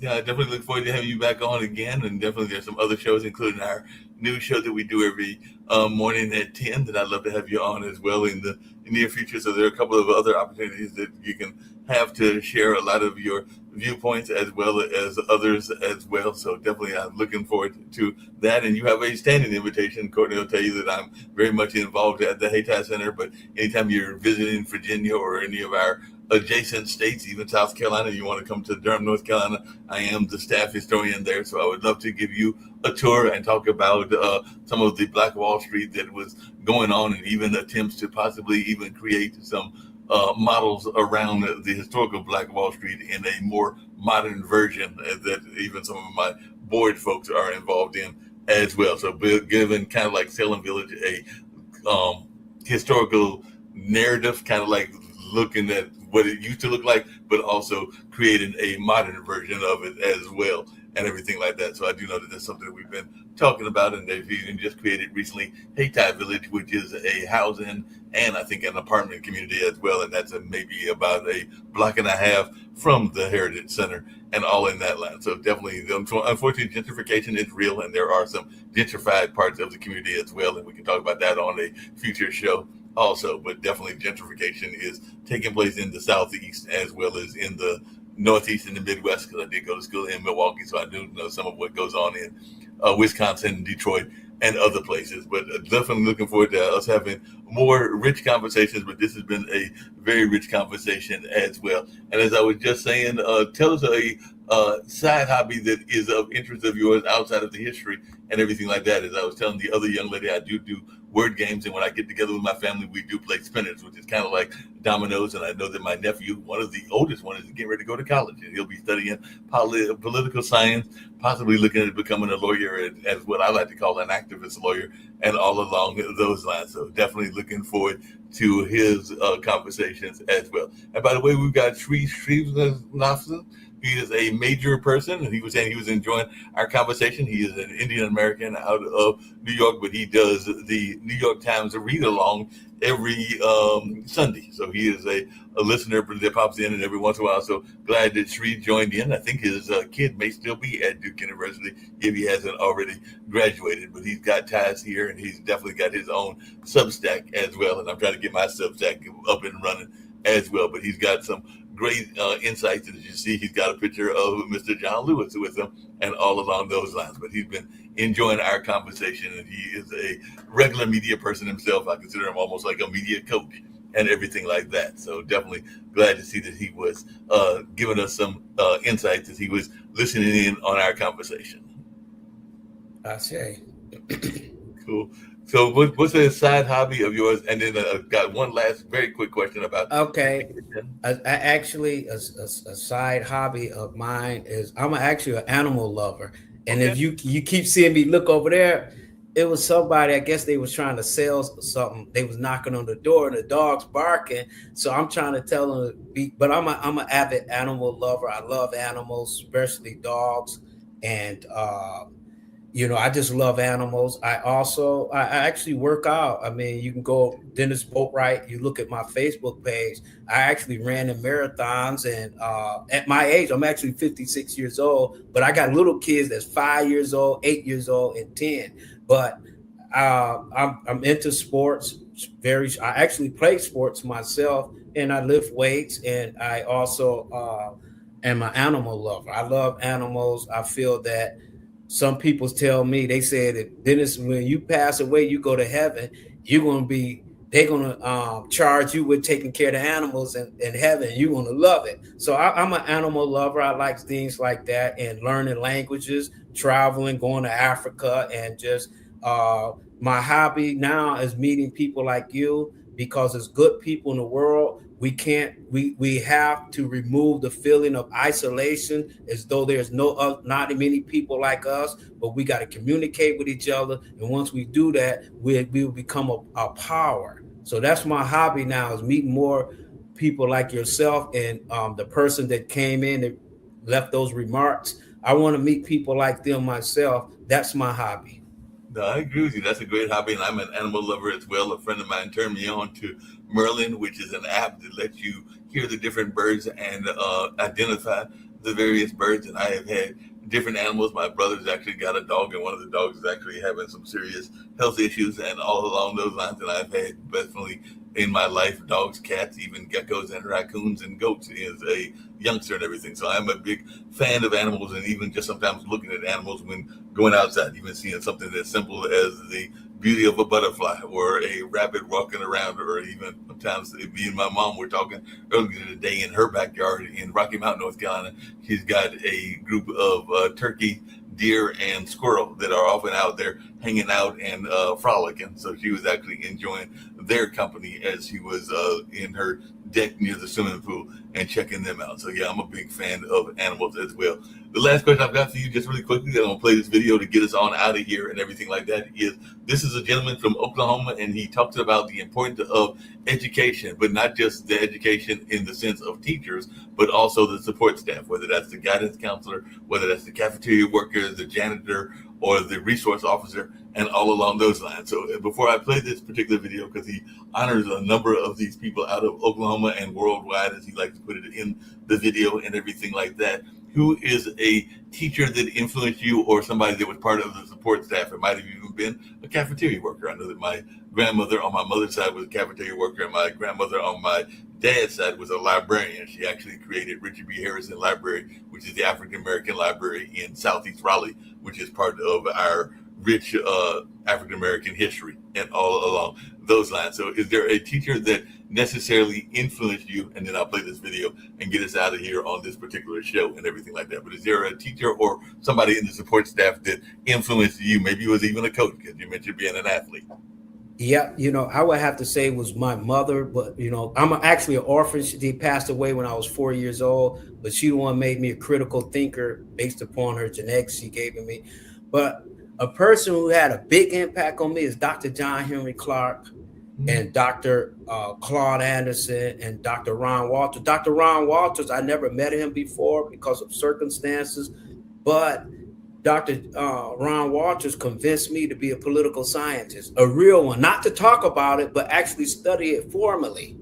And so those people has had an impact on my life, especially John Henry Clark. John Henry Clark made me want to be concerned and supportive of other people of African descent. So I have to say it's Dr. John Henry Clark.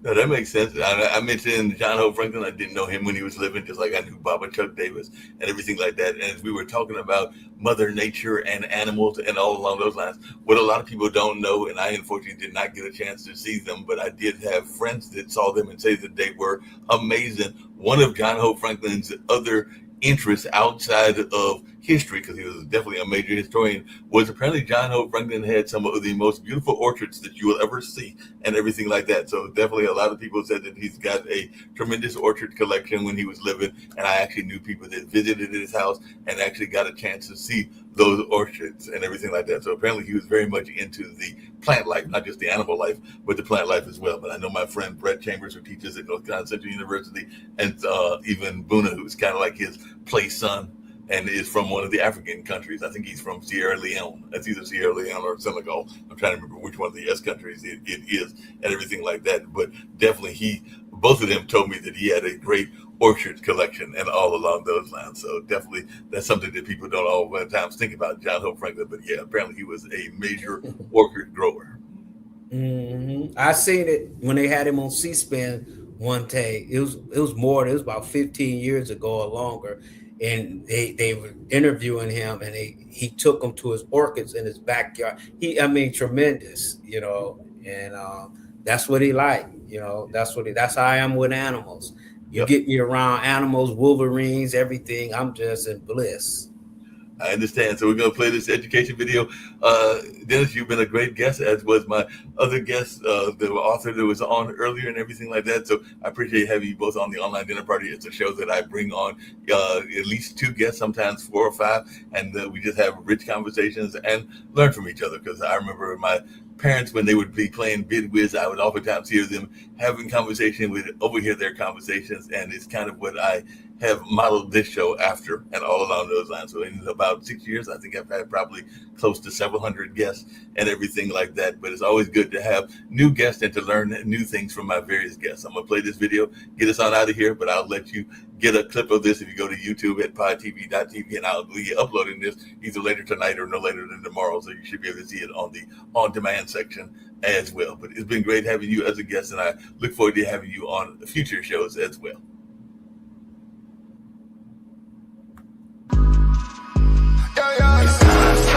I won't fold, I won't drop until we on top. Only going non-stop. I won't fold, I won't drop until we on top. Only going non-stop. I want to thank everyone for coming to the 2020 TAF Awards. This was a show like no other, people. This is the Grammys for dignitaries, educators, and support staff around the state of Oklahoma and worldwide. We cannot do this without the support of the people. So we thank you, I thank you for being such a dedicated supporter to this movement for the Teachers Appreciation Foundation. I thank you.